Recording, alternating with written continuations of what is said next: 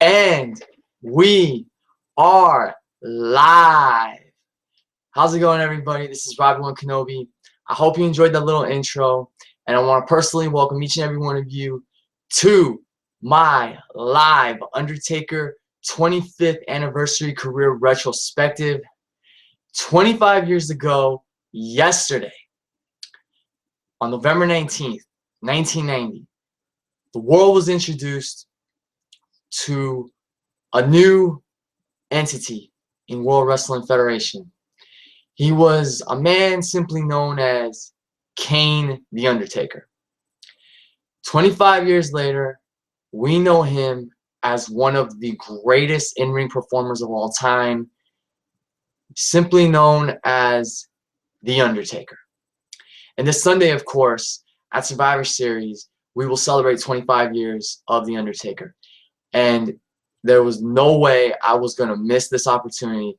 With this weekend being Undertaker weekend, Undertaker week, it's fitting for me to do this live stream to pay my respects to undoubtedly one of the all-time greats, one of my all-time favorite wrestlers. My all-time favorite wrestler, not named Shawn Michaels, the Undertaker. Now, like I said, this Sunday, November 22nd, commemorates the 25th anniversary of The Undertaker's debut in the WWF. His official debut, like I was saying earlier, was actually yesterday, November 19th, because he recorded or he taped an episode of Superstars and he squashed the jobber in about a minute. So we all know November 22nd as Undertaker's debut in the WWF because that was the very first time we saw him on screen. But his official debut when he first stepped foot into the WWF was on November 19th. So today I wanted to pay my respects to The Undertaker and commemorate his 25 years with the WWE. And just like I did last week for Eddie Guerrero, there's no particular format to this video. I am going to just share my favorite Undertaker matches, moments, personas, reflect on 25 years of the dead man. I am not going through all 25 years, guys, trust me, because if I did, we'd be here forever. So yeah, I'm just going to pay my respects to, like I said, one of the greatest in-ring performers of all time. Quite frankly, the greatest character in the history of professional wrestling, and one of my all-time favorite wrestlers. And like I said, my favorite wrestler of all time, not named Shawn Michaels. So real quick, I am just going to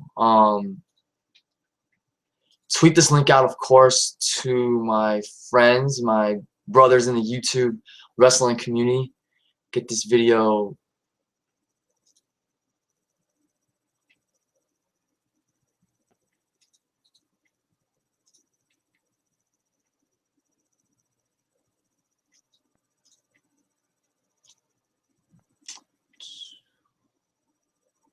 Yeah, I know I'm quiet. I apologize. So yeah, let me just tweak this right now to my.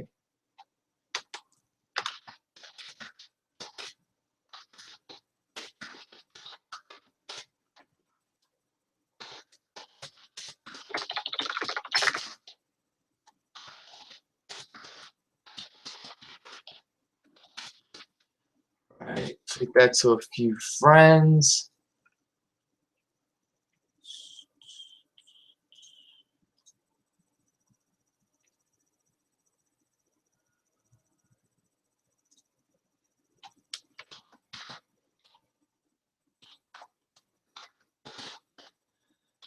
All right. Sorry, guys. Sorry, sorry if this sounds a little. Tweeting this out to a few good friends. Hopefully they'll join me. If you saw my tweets earlier, I was encouraging people to send their tweets. Tweet me questions, comments.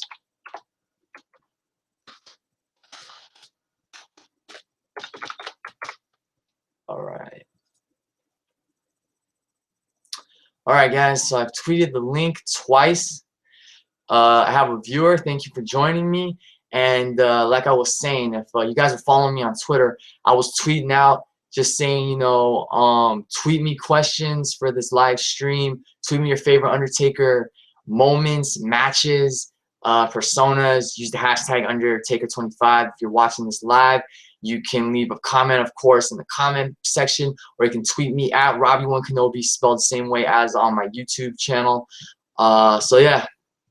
I hope I can get a few more viewers this time. And this is gonna be fun. So you know, let's get right down to it. I just have to say one thing. If you guys joined me last week for the Eddie Guerrero tribute special, you guys know I went over an hour with that live stream. I was approximately an hour. I did that for about an hour 15 minutes. I filmed it nonstop. I just want to advise you guys. This is the Undertaker. This is one of my all-time favorites. This may go a while. Maybe 2 hours, 3 hours, I don't know. So if you're watching this now live or you're watching it later tonight, all I want to say is make yourself comfy, you know, get yourself some snacks, get yourself some waters, whatever. Just kick back and enjoy the ride because we may be here for a while. But I appreciate everyone who tunes in, who views. As always, like, comment, subscribe. So let's get right down to it. I got my water because I know I may get hydrated. All right. So 25 years of The Undertaker. Let's start off with the obvious. When was I first introduced to The Undertaker? I was introduced to The Undertaker in 1986 when he was the Dead Man. When he had the long black trench coat with the purple gloves, the hat with the purple trim around. That's always been one of my favorite Undertaker personas and could quite frankly be my favorite Undertaker persona. I started watching wrestling in 1986. I think around the end of February. And my earliest memory of The Undertaker was his feud with Diesel. I remember Diesel attacking Paul Bearer, and I didn't know who Diesel was. I didn't know who Paul Bearer was, and I didn't know who Undertaker was. But I remember just watching wrestling for the first time, and I see Diesel attack Paul Bearer. And then I see The Undertaker come after Diesel. I have no clue what this whole story is about. But I take an immediate liking to The Undertaker. And my very first Undertaker match was WrestleMania 12, Undertaker versus Diesel. One of my favorite WrestleMania matches. A damn good big man match. A very underrated big man match. And, you know, I don't remember much about the match when I first saw it as a kid. I don't remember what I liked about it. But it has to be the novelty of it being my first Undertaker match from my first WrestleMania pay-per-view that I saw. And I've seen the match a few times now in the past few years. It's a damn good big man match. You know, people say Big Daddy Cool Diesel, a.k.a. Kevin Nash, couldn't do much in the ring. Well, look at what he did with Undertaker. And Undertaker showed quite the agility for a guy of his size, you know. I just love that match. I think it's very underrated. And it was part of my very first WrestleMania, which was WrestleMania 12. Now, throughout years and months that have gone by. Well, let me put it to you this way. So after being introduced to the Undertaker, what captured my attention with his character, what caught my interest, was his persona. I mean, tall, you had this tall dead man who walks slow. He doesn't really talk much. He was, around this time, Undertaker was doing more promos. He was talking more. You got this guy that the way he walks, the way he moves, the way he does something simple like turn his head or lift his head up. I mean, those movements, the way that Undertaker brought that persona to life is what caught my attention when I first started watching him. The way he walked to the ring, that eerie kind of walk, but it was also this mystic kind of walk. The way he would turn the lights back on after everything went dark. That was the that was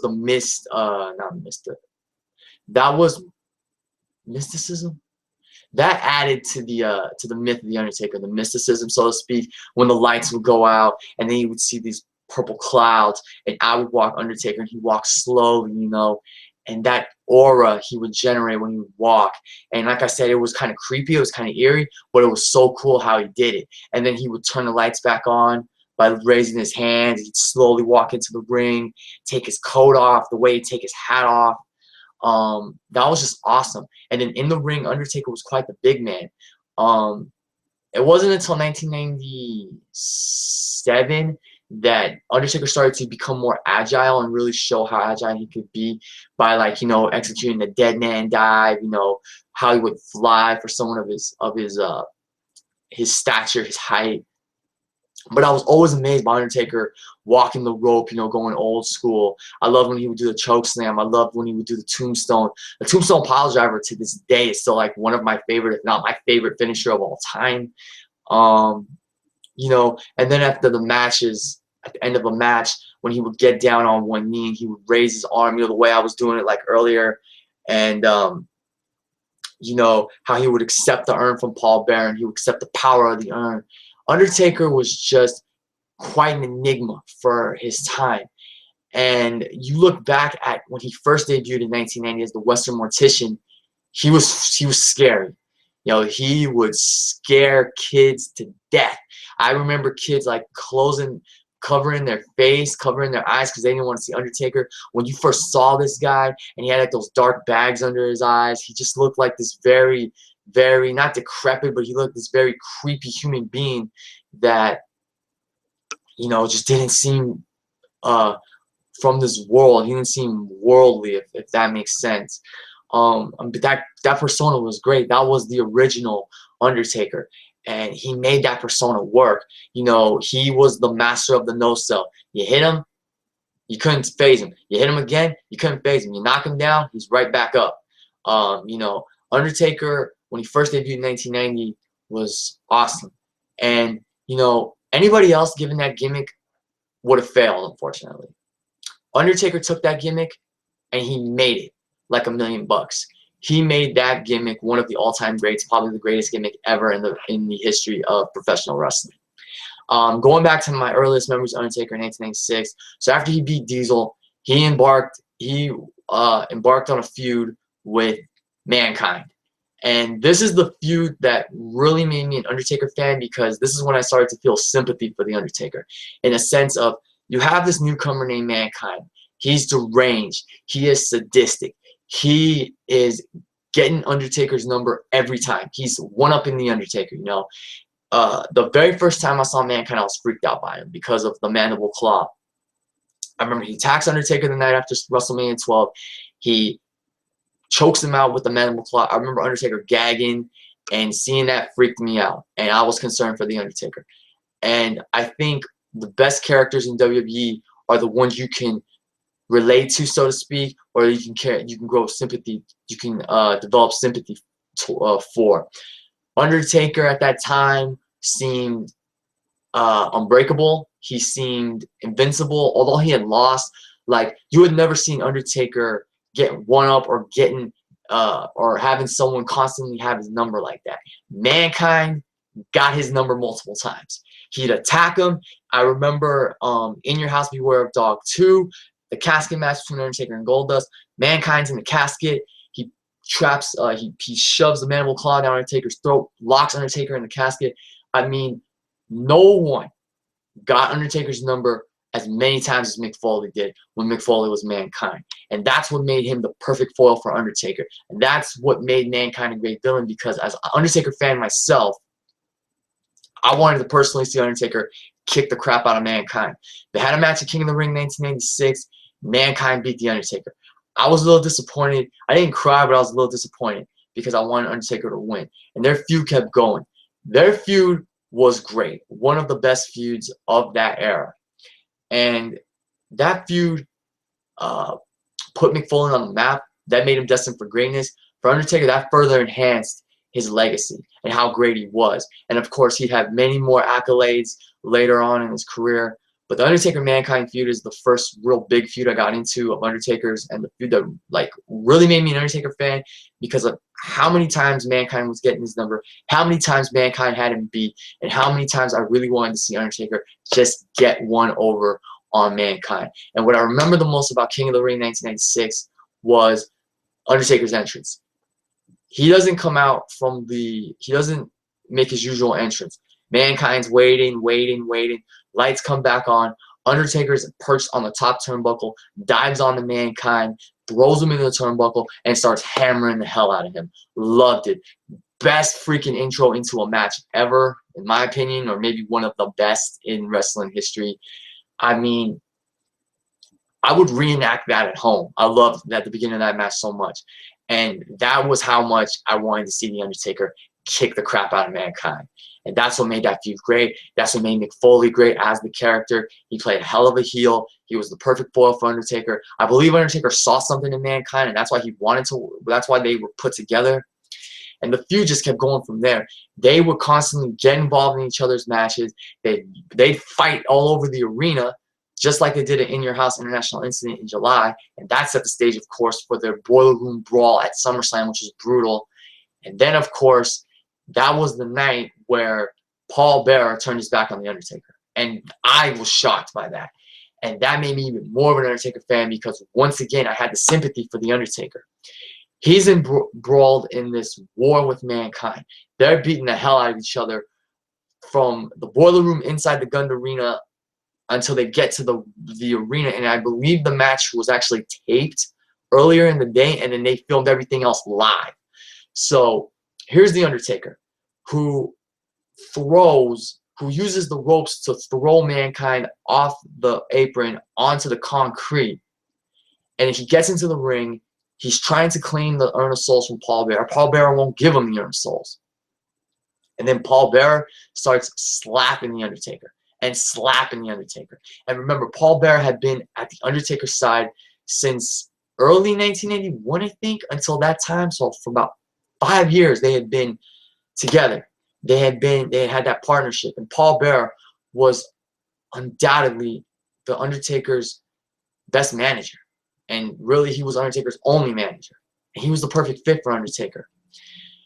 And then Mankind locks in the mandible claw once again. Undertaker, with the very little inch of life he's got left, tries to get the urn one more time from Paul Bearer. And Paul Bearer cracks that thing over Undertaker's head and dents it. And Mankind and Paul Bearer form an alliance. And I was shocked because I loved Undertaker. I loved Paul Bearer.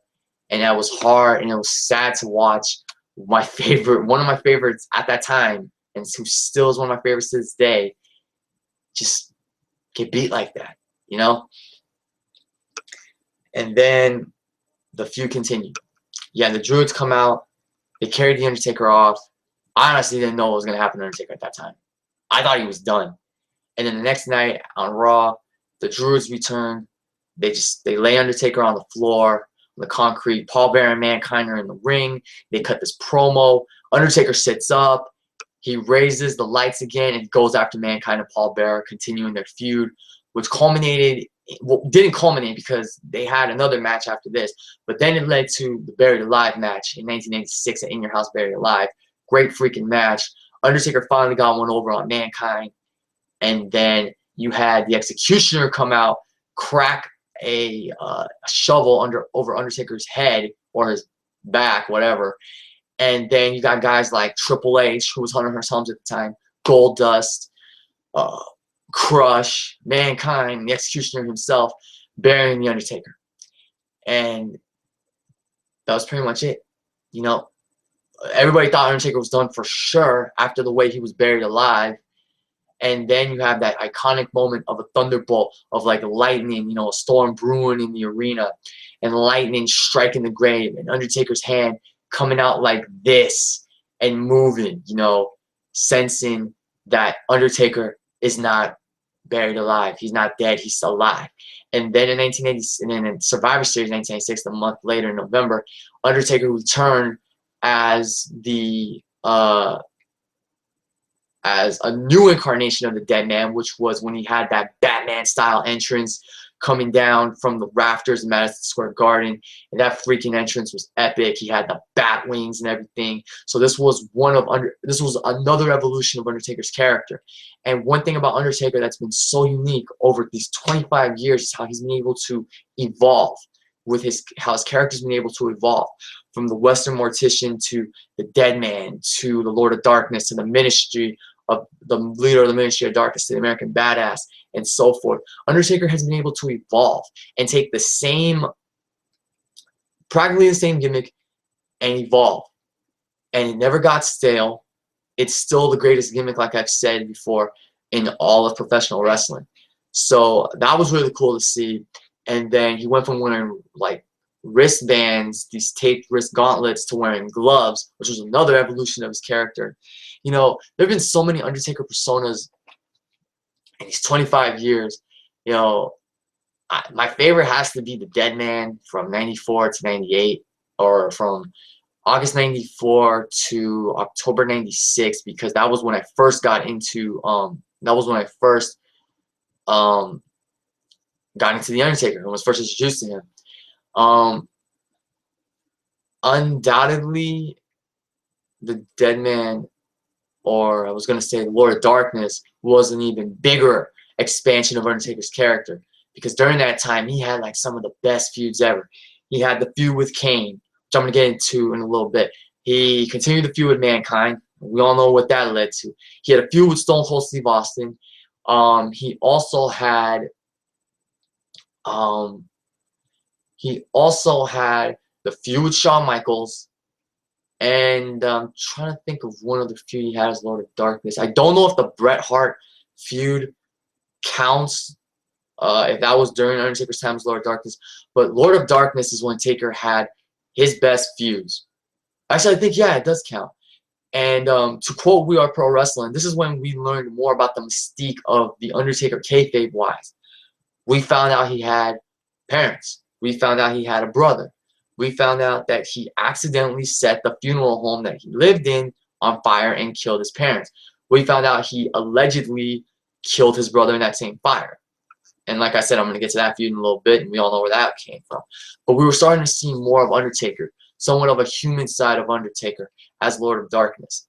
I might as well get into this feud because this is the best feud from that whole persona.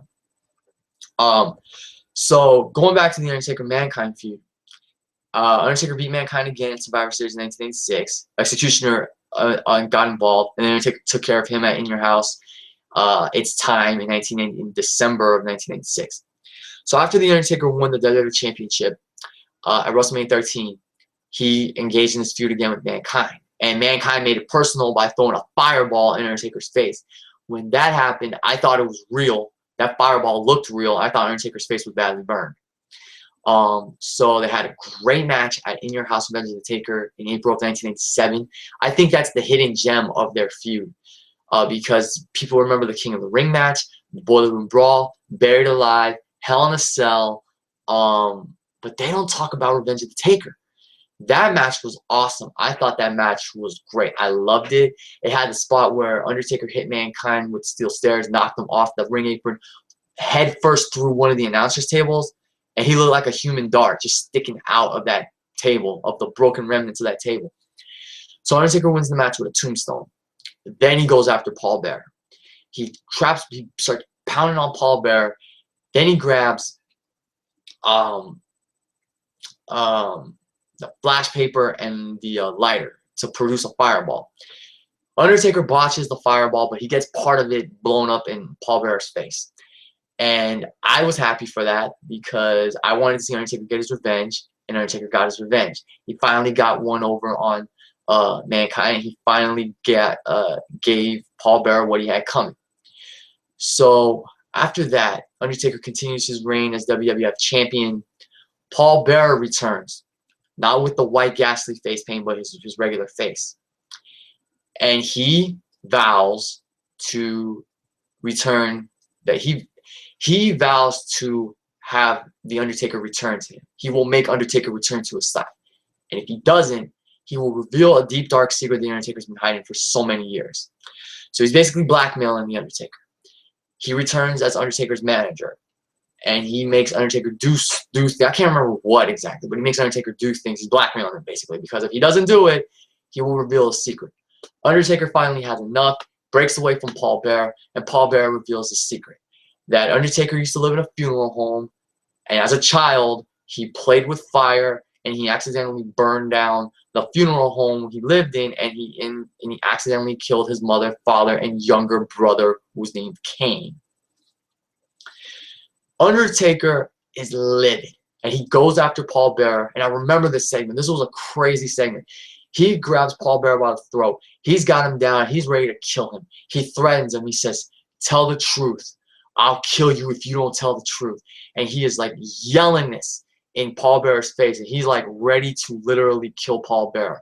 And Paul Bearer ends up revealing the truth that Kane, the brother that we thought was dead, was killed in the fire, was still alive. And Kane was coming. Kane was coming. And that set the stage for the build for one of the biggest and most successful debuts, greatest debuts, most epic debuts in WWF history. So throughout the remainder of 1987, so from that point, which I think was July or maybe June, until October of 1987, Paul Bearer kept saying, "Kane is coming, Kane is coming, Kane is coming." And we were eagerly anticipating the debut of Kane. When would he show up? Would it be at SummerSlam when Undertaker fought Bret Hart with the WWF Championship on the line? Would it be at Ground Zero in your house against Shawn Michaels? Well, no. It all came to fruition at In Your House Bad Blood. Undertaker has Shawn Michaels beaten and bloodied towards the end of the Hell in a Cell match. Undertaker goes for the pin. I believe he tombstoned Shawn Michaels, or was going for the tombstone. Lights go out. This eerie choir music starts playing. Everything is black. Then it turns to red. Out comes Paul Bearer with this monster dressed in red and black with a mask on. And Vince McMahon goes, "It's Paul Bearer." And then he says the iconic lines, That's gotta be Kane. That's gotta be Kane." And indeed it was. And then you have this unforgettable shot of The Undertaker looking like he had seen a ghost. And that was one of the few times you ever saw Undertaker that scared, or that was one of the few times you saw like fear in Undertaker's eyes. He couldn't believe what he saw. He looked like he had seen a ghost. Here comes this monster that rips the door of the Hell in a Cell off its hinges, and then he goes into the ring. He looks Undertaker in the eyes, and then he starts raising his hand. He starts raising his hands, throws him down.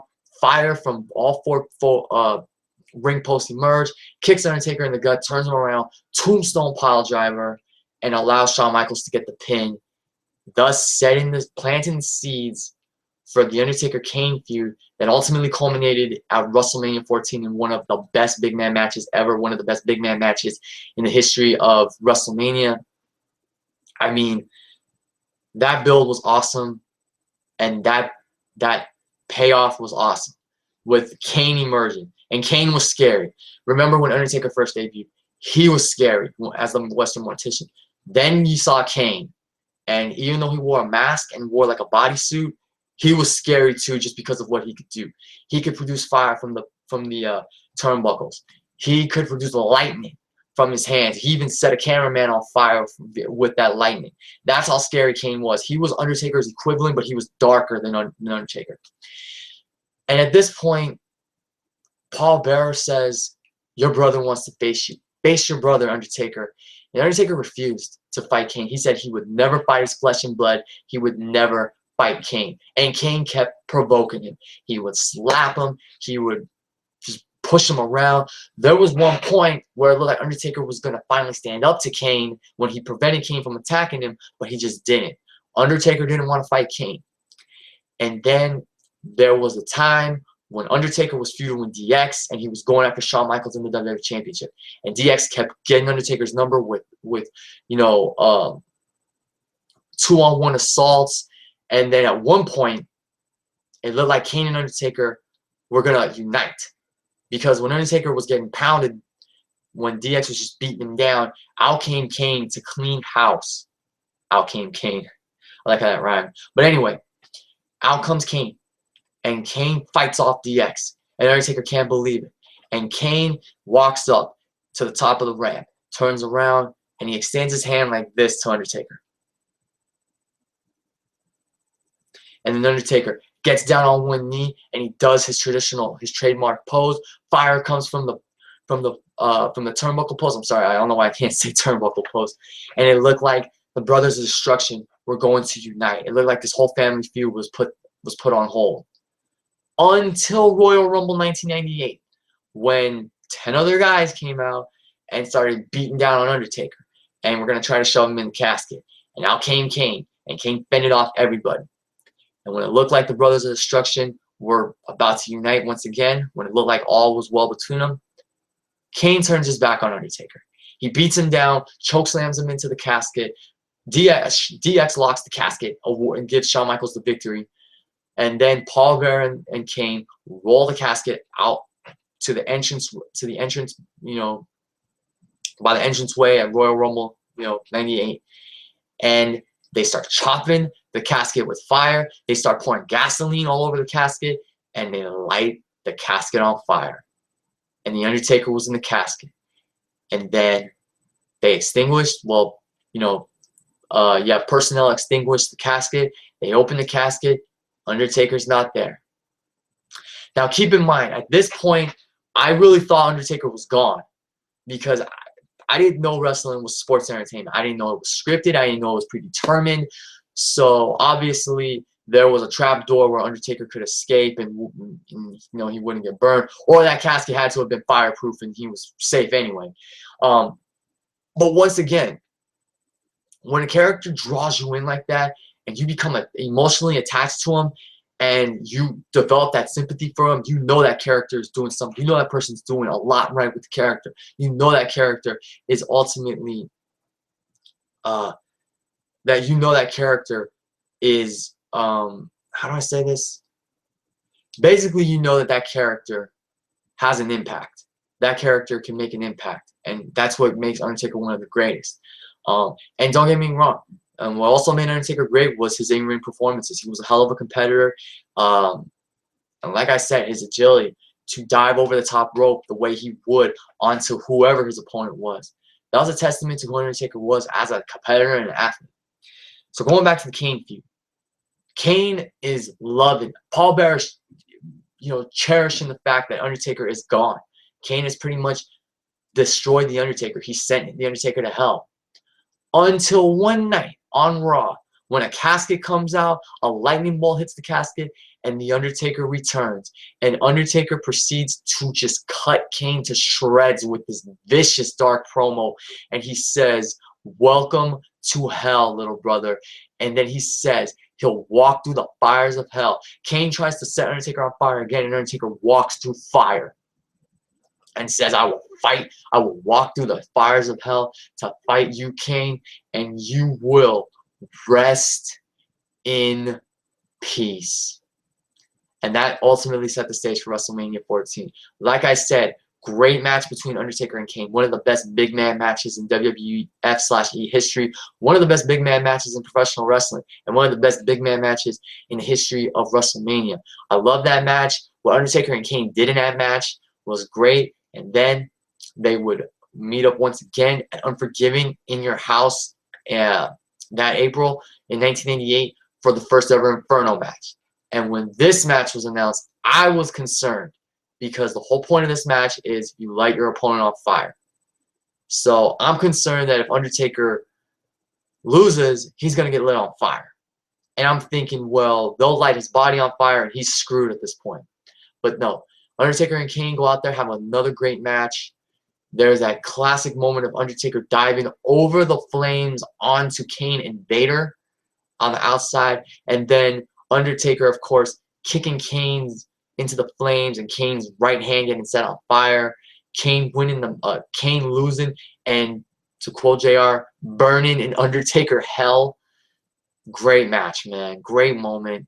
And you know, that was just a great feud.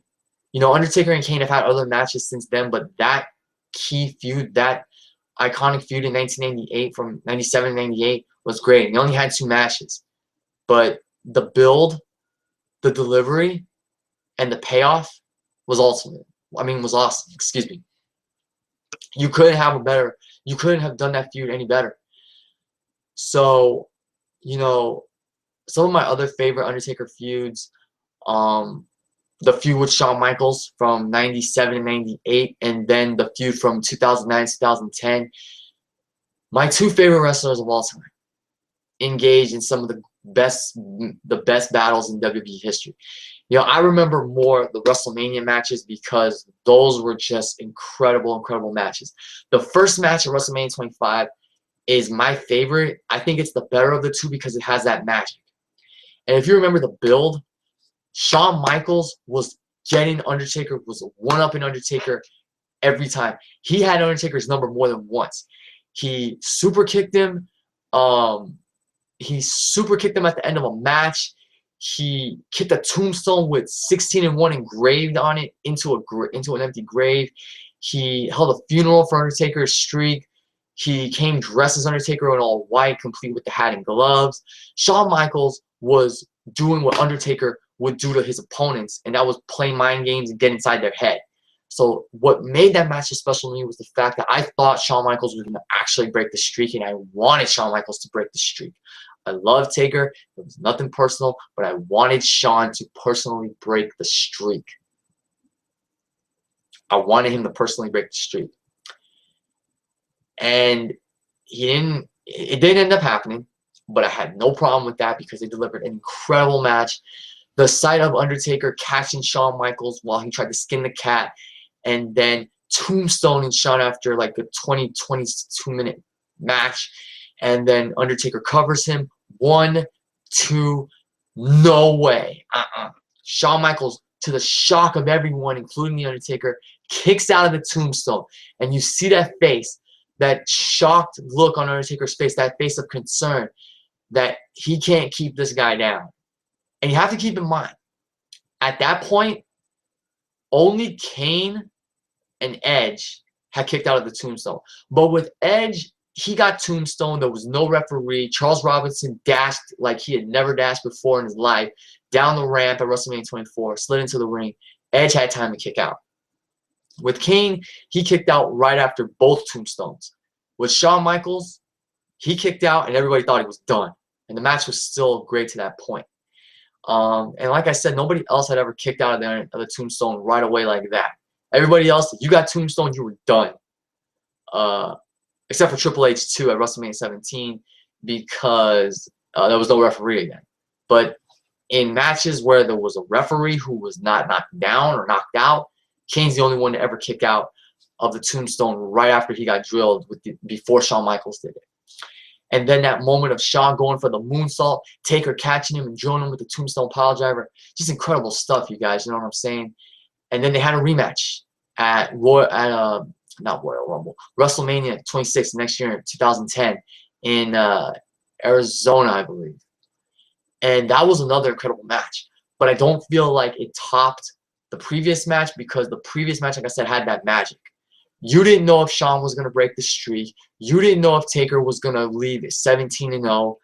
And when Shawn kicked out of the tombstone, you thought at that point Taker can't beat him.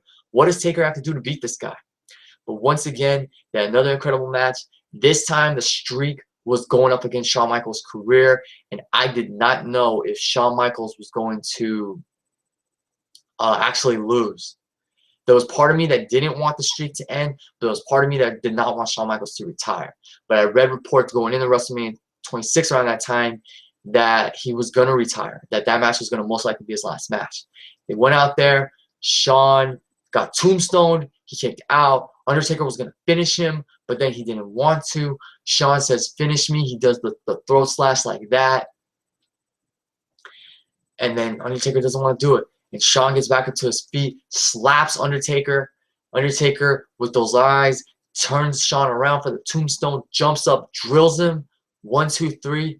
The Undertaker becomes 18-0, and Shawn Michaels' career is over. And that sight of Shawn and Undertaker embracing one another, and then Undertaker leaving the ring, and letting Shawn Michaels take in that final moment, the cheers from the crowd, the "Thank you, Shawn" chants, was incredible. Was an emotional moment. One of my favorite Undertaker moments and matches. You know, one of my favorite Shawn Michaels matches and moments as well. Because like I said, guys, Undertaker is my favorite not named Shawn Michaels. If you guys want to know, Shawn Michaels is my favorite of all time, and Undertaker is my second favorite of all time. In my top 5, I have Undertaker second, Shawn first. But those matches were just great. And of course, Hell in a Cell, 1997. So almost 13 years later, more than 10 years later, they had that match, the first of its kind. It was a steel cage match with a roof on top. And most of it was fought inside the cell, but when it got outside the cell, it went insane. Shawn gets lawn darted and catapulted into the cell. They climb to the top of the cell. Shawn's a bloody mess. Undertaker gorilla presses him on the cell, knocks him off the cell, stomps on his fingers. Shawn falls through the announce table. Shawn gets thrown onto the remnants of the broken table. Shawn Michaels took a beating in that match. He got his ass kicked in that match, and it was brutal. And of course, that match was remembered for Undertaker and Kane coming face to face for the first time for Kane's debut. The Ground Zero match the month before was mainly used to set up that match. It's still a great match, and it's mainly a fight with referees getting knocked out, Undertaker and Shawn just brawling, a bunch of guys trying to break them up, and then Undertaker diving over the top rope, performing the Dead Man Dive for the first time and taking out a bunch of those guys. You know, that match was awesome. Like I said, guys, I'm going to remember as many Undertaker matches and moments as I can because, like I said, this is a live stream. I do not have I don't have a certain layout or game plan. Just going to do it the same way I did it with the Eddie Guerrero video. And like I said, guys, this may go 2 hours long or even longer, so just brace yourselves. Enjoy the ride. Right now, actually, I think I want to check my Twitter to see if I got any questions from fans. Check Twitter right quick.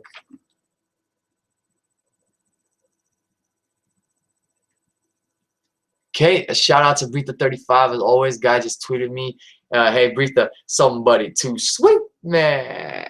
Oh shoot, you couldn't see me. Let me do it again. Somebody too sweet, man. Oh, I can't. Okay, hold on. I gotta do it higher. Too sweet, man.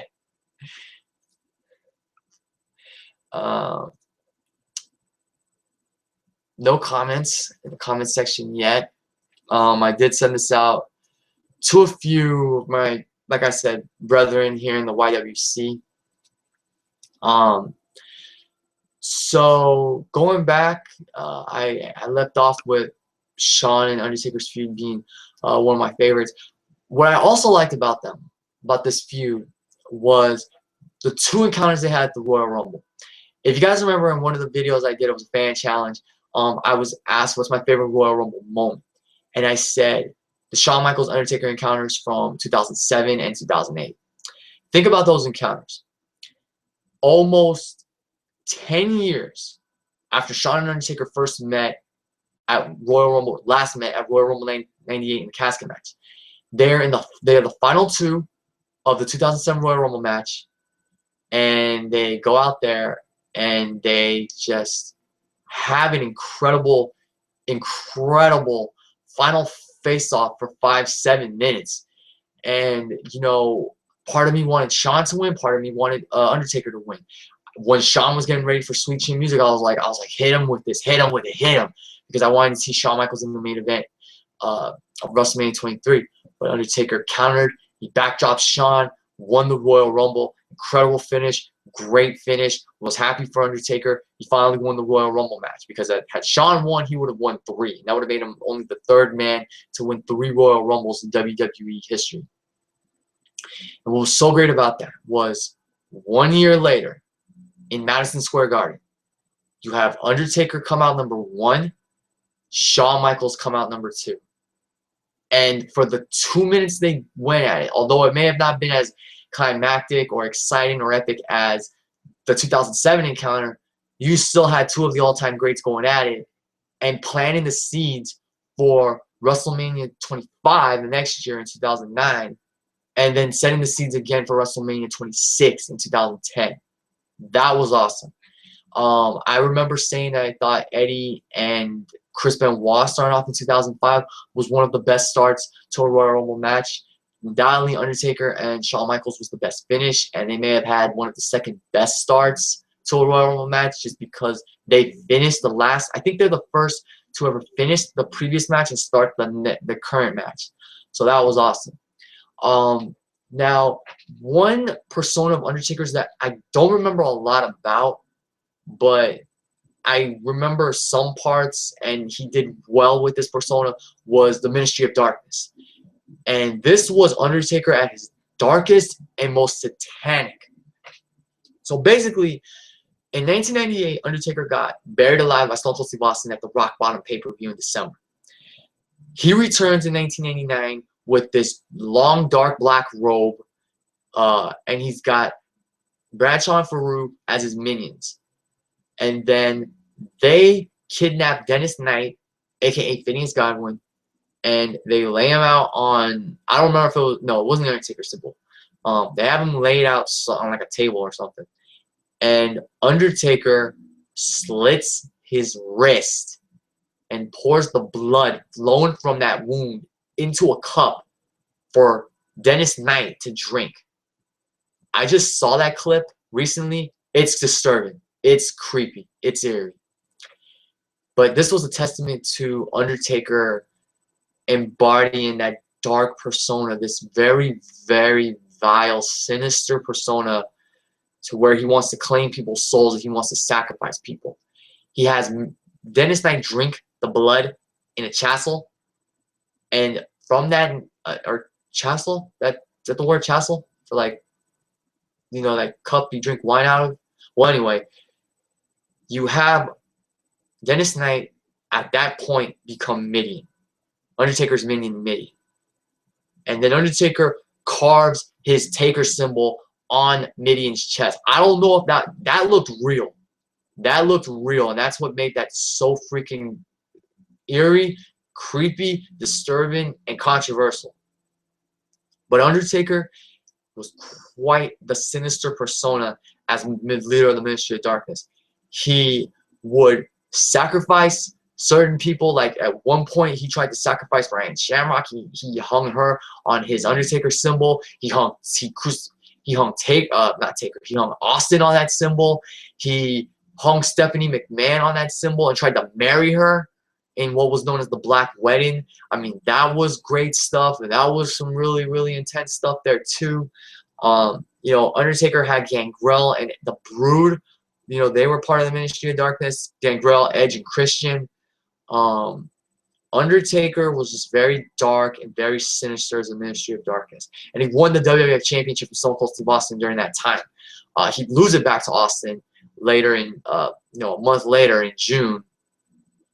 But yeah, Undertaker, I really wonder how far the Ministry of Darkness would have gone had Undertaker not gotten injured and had they not joined forces with the corporation. That storyline, when I was a kid watching that storyline, that was cool because their main target was Stone Cold Steve Austin. Stone Cold always was having his issues with Vince McMahon, and, you know, Vince was going to do whatever it took to ensure Austin was never the champion. So looking back at it when I was a kid, yeah, it was cool. But looking back at it now, it should have just been Undertaker as Ministry of Darkness trying to take over the whole World Wrestling Federation.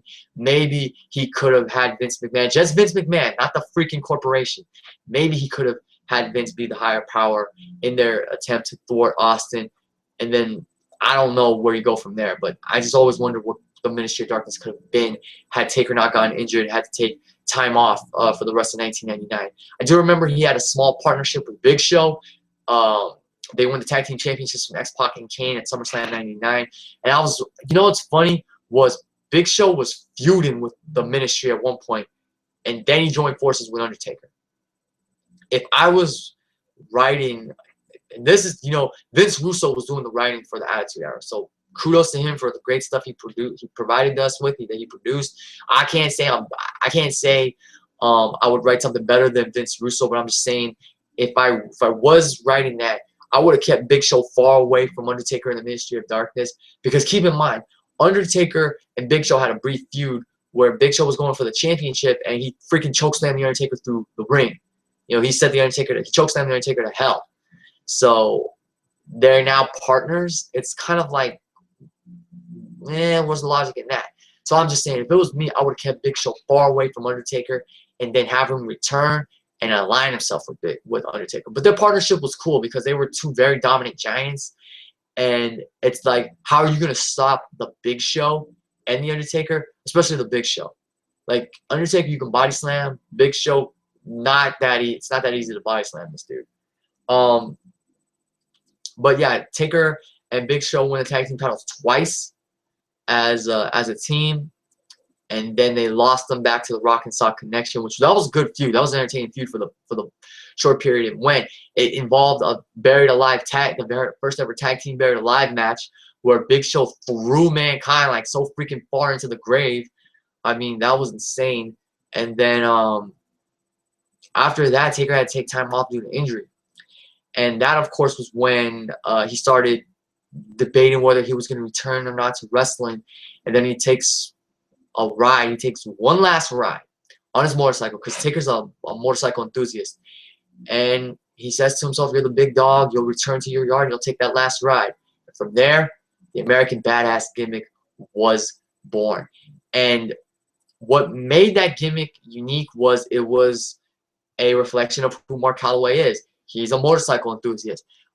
He loves motorcycles, and he brought that character to life. Now, another reason that character was brought to life was because, as We Are Pro Wrestling said, they had to tone down Undertaker's character a little bit after he went very dark and sinister and satanic with the Ministry of Darkness.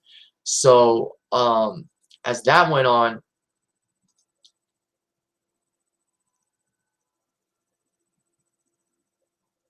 sorry, I just got 3 questions from Aretha35, which I'll answer later on towards the Q&A. But going back to the American Badass, it was cool because here was Undertaker in biker clothes and jeans and wearing a bandana and coming out to Kid Rock's American Badass. And, you know, the American Badass may have not had that many great memories or moments during that persona, during that time. His return at Judgment Day 2000 was freaking epic, how it was done. He kicked the crap out of every member of DX, including Vince, Shane, and the Stooges. He ended up costing The Rock the WWE Championship in that Iron Man match because he got Rock disqualified by attacking Triple H and giving him the tombstone. But that was great. And then Taker, what I do remember from him being American Badass was he had that brief feud with Kurt Angle where Kurt Angle was celebrating a match and he was throwing milk all over the backstage area, and he got milk all over Undertaker's bike, and Undertaker came to kick the crap out of Kurt Angle, and Kurt tried to offer him a scooter, and Undertaker just trashed that shit. And after that, you know, Kurt Angle starts freaking out, and he starts becoming scared of the Undertaker because he's afraid Undertaker was gonna he didn't know where Undertaker was going to show up. And, you know, his own pyro scared him. He couldn't stay focused in matches. And then Kurt Angle has a revelation that he's been afraid of a man who rides a bicycle, to quote Kurt Angle. And he decides to even things with Undertaker. He pours some hot kind of liquid on Undertaker's bike and ruins it, beats him in the knees with a wrench. And that led to that match at Fully Loaded. I do not remember a lot about that match other than Undertaker gave Kurt Angle one hell of a last ride. And then Undertaker and Kane had another brief feud during that time where Taker and Kane fought at SummerSlam that year in 2000. And they just fought. And Taker kept ripping Kane's mask, and he eventually took the mask off. But other than that, there was nothing to that match. Taker had another shot at Kurt Angle in Survivor Series that year for the WWE Championship, and he got screwed when Kurt Angle switched places with his identical brother Eric. And then Taker was in the Hell in a Cell match, the 6-man Hell in a Cell match, which was freaking awesome. And the one memorable thing he did was chokeslam Rikishi off the top of the cell onto that construction truck. I also remember him climbing the cell and cracking the hell out of Kurt Angle with the chair. I do remember that. That's something else memorable from that match. So Undertaker really didn't have a lot of memorable. Well, I remember a few things from his run as American Badass. But if you were to like rank the gimmick, you know, like Real Pro Wrestling did yesterday in his 25th anniversary live stream. And shout out to you, James. I watched the majority of it last night. I thought you did a great job, man. I wish I would have gotten my answers to you in time. But if you are watching this, you know, part of my answers are pretty much in this video. And I hope you can send me some questions, man. Feel free. But anyway, like I was saying, I'm sorry I paused right there because I'm just checking. I'm going back and forth actually, checking the comment boxes to see if anybody's left me comments, questions, or anything like that. So yeah, I do remember a few things about Taker as American Badass from 2000 to the end of 2000, or pretty much the end of 2001. He had that great match with Triple H at WrestleMania 17. That great entrance where he went all the way down from the top of the ramp at the Dome, Houston Astrodome, to the ring. I also remember that's when Taker started wearing the Dead Man Ink leather pants, and he was wearing those Century grappling gloves. That's what I thought was really cool. I remember him and Kane reuniting as Brothers of Destruction. They won the tag team titles from Edge and Christian, and then went up against the 2-man power trip for the WWF Championship and the Intercontinental Championship at Backlash 2001. I thought that match was great. I marked out when it was available in showcase mode, you know, 2K316 showcase mode. And I marked out when that American Badass Undertaker was available to play, you know, Backlash 01. That was crazy. But I loved it. I played him recently against Seth Rollins. Yeah, against Seth Rollins in a tables match, if anyone's curious. But yeah, and then Undertaker had, you know, the feud with DDP during the time of the invasion. And he and Kane won the WCW, unified the WCW and WWF tag team titles in that steel cage match, SummerSlam 2001, which I like to watch. It's pretty much a glorified, glorified squash match, but I still like to watch it because it's Undertaker and Kane. And then I remember Taker and Kane fighting Chronic in tag title match that was, you know. And then Taker had a feud with Booker T that culminated in a match of No Mercy, which I thought was good for the most part. And then we get to the night after Survivor Series, when the Alliance is dead, when the Alliance died, and Vince McMahon tried to get JR to join the Vince McMahon Kiss My Ass Club, and Undertaker came out and cut that shoot where he's like, I've seen a lot of people come and I've seen a lot of people go. And I've seen guys kiss your ass, and of all those people I've seen come and go, no one's kissed your ass more than me. And he turns around to JR and says, JR, were you going to kiss his ass? And JR says, hell no, I'm not going to kiss his ass. And Undertaker's like, all right, so does that mean you're better than me? And JR looks at him like, what? And bang, Undertaker attacks him, kicks the shit out of him. Excuse me, and he makes JR kiss Vince's ass, and that's when Undertaker became Big Evil, which was more of a memorable American Badass gimmick than the original American Badass gimmick was. Although I do have a few fond memories of Taker as American Badass. Like I said, I thought it was cool to see him come out on the bike with Kid Rock music, which then became Limp Bizkit music, of course, rolling. And then as Big Evil, he was one badass.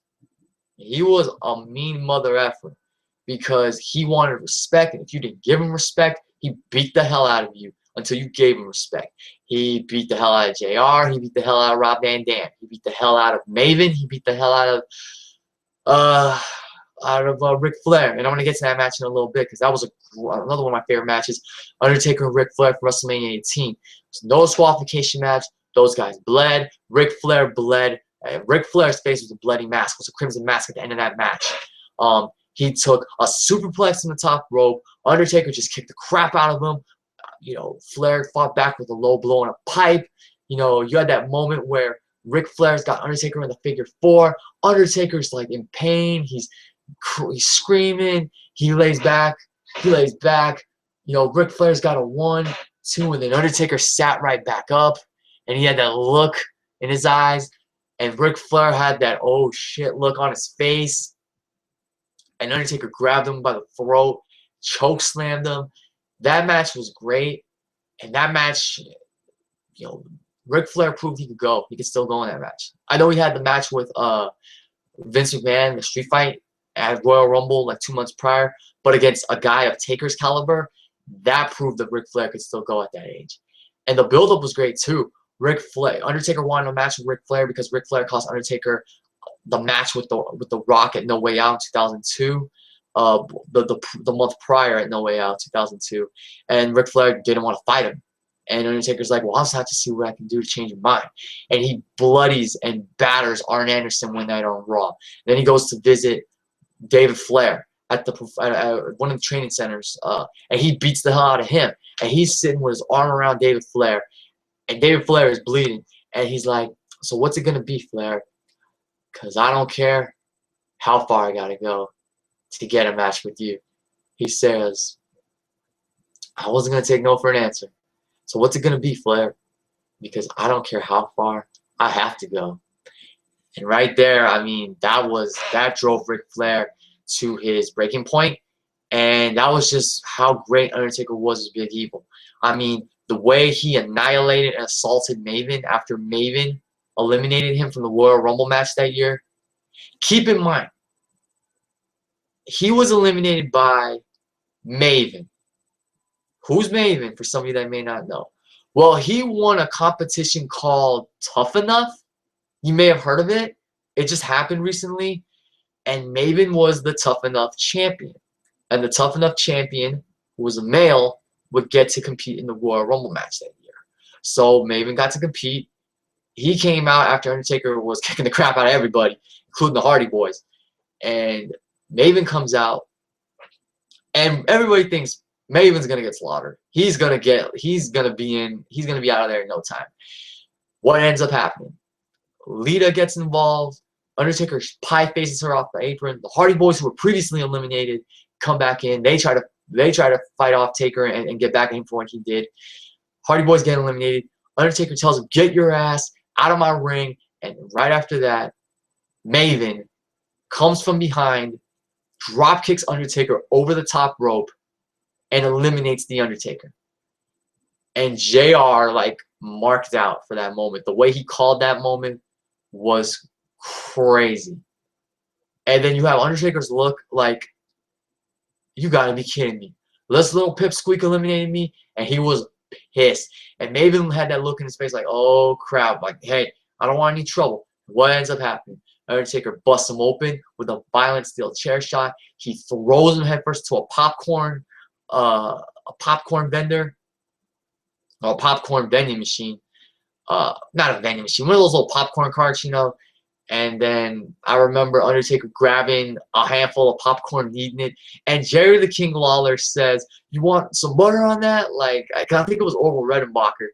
That was great. That was, once again, another testament to Undertaker playing, embodying this character. Whether it's the Dead Man, the Phenom, Lord of Darkness, Big Evil, Undertaker was great. I don't think Undertaker ever had a bad year in terms of personas, So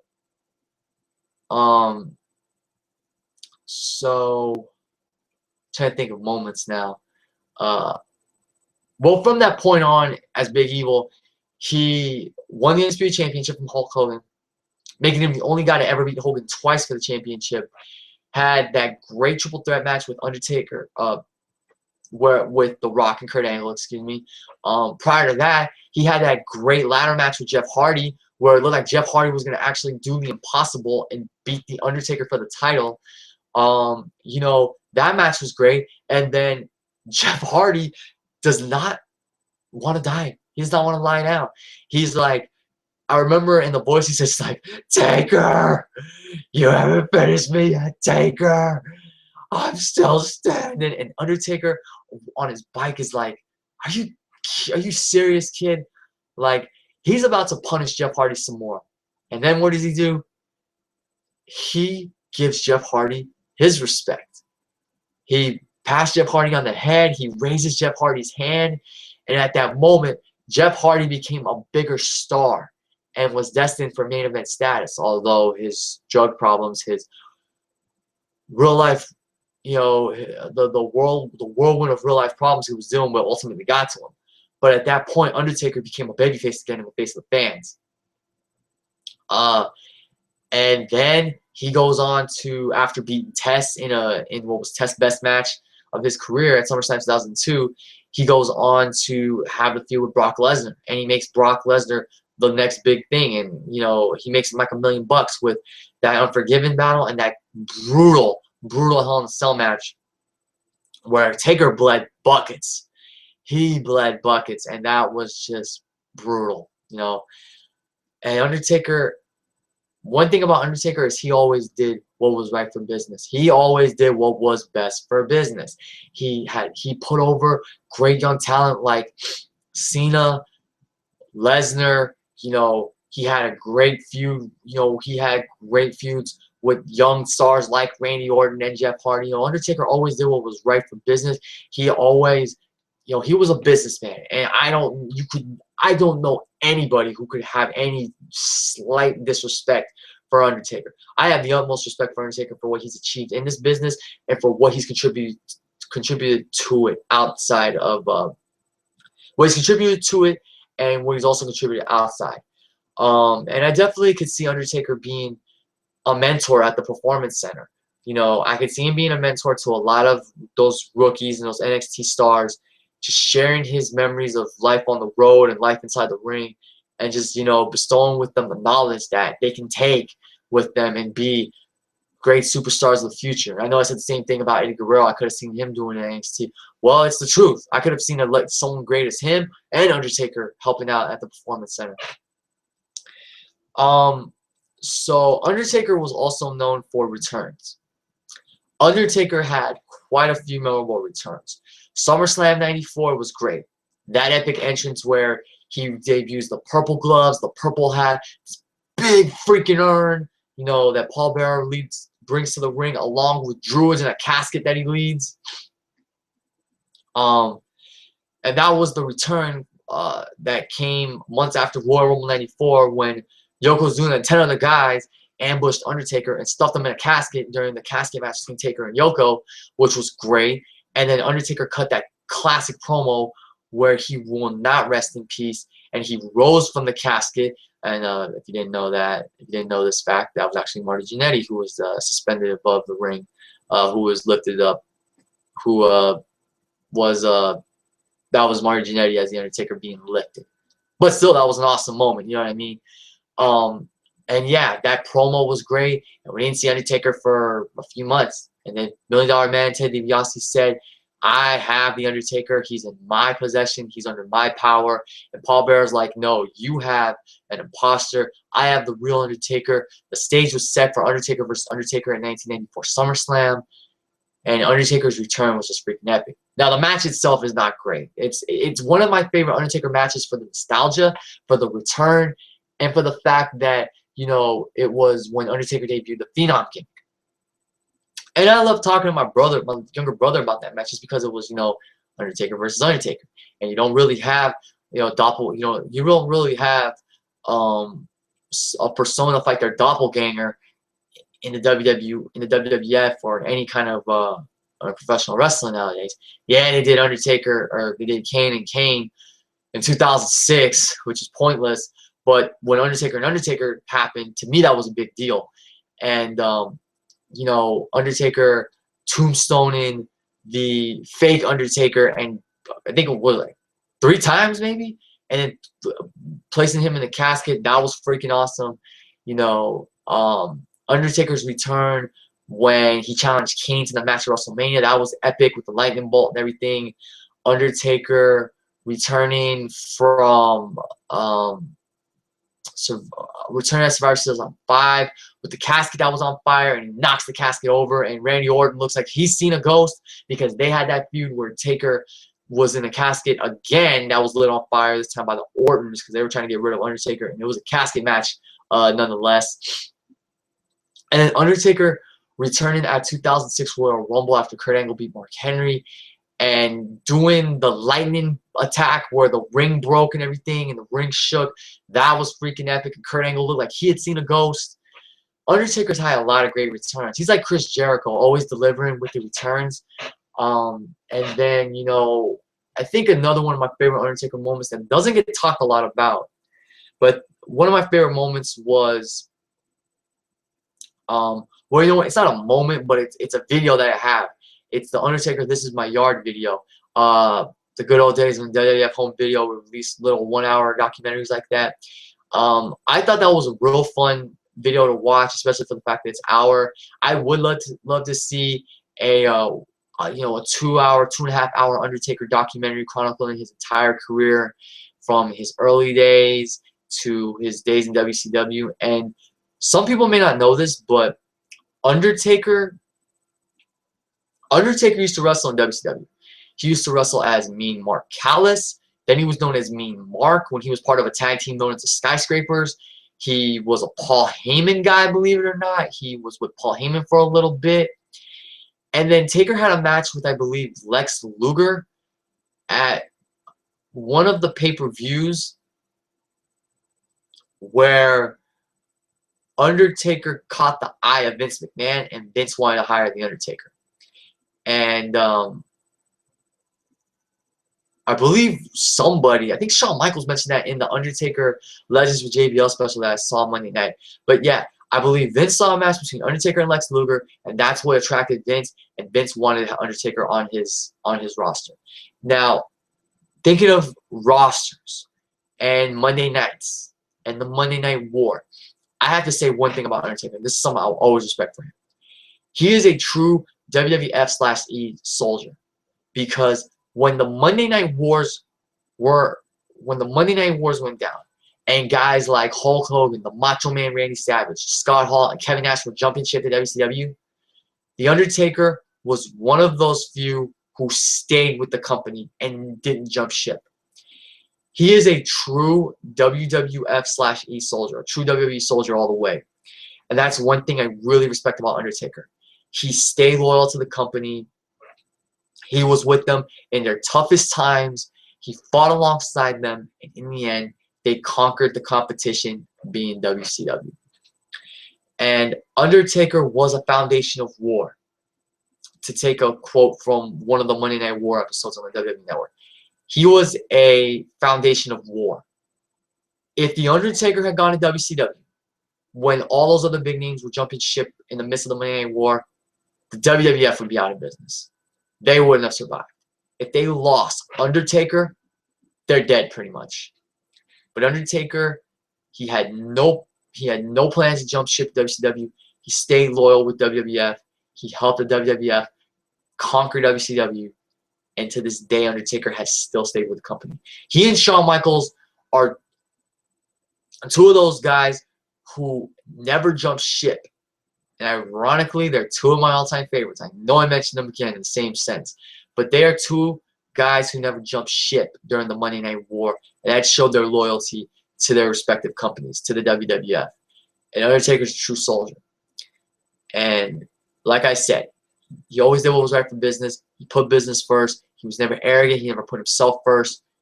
True businessman, true sportsman, and a true WWE soldier. He stuck with the company from day one. And he'll definitely stick with the company until the day he retires, which may be at WrestleMania 32. And if I recall, that was one of Breatha's questions. When do I think Undertaker retires? Oh, wow. And speaking of Breatha, he just hit me up with a bunch of questions. We're going to save those for the comments section. We're going to save that for the Q&A section, but wow, thank you, Breatha, for all those questions. If you guys give me 1 minute, I'm actually going to tweet this out again to a few other people. So if you guys give me a moment, I will tweet this out to a few other people. So we're gonna take a quick break, so to speak, but we'll be right back. So like I said, guys, just give me a minute to tweet this out to some other fans.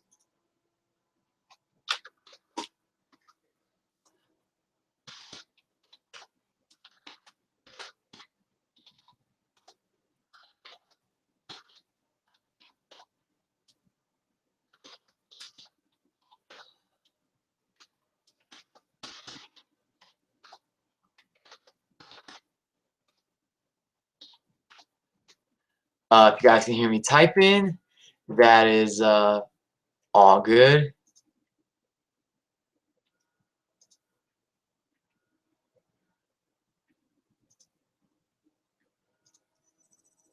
And I'm back. Yeah, because I couldn't really think of many other people to tweet it to. So yeah, guys. You know what? How can I talk about The Undertaker without mentioning the streak?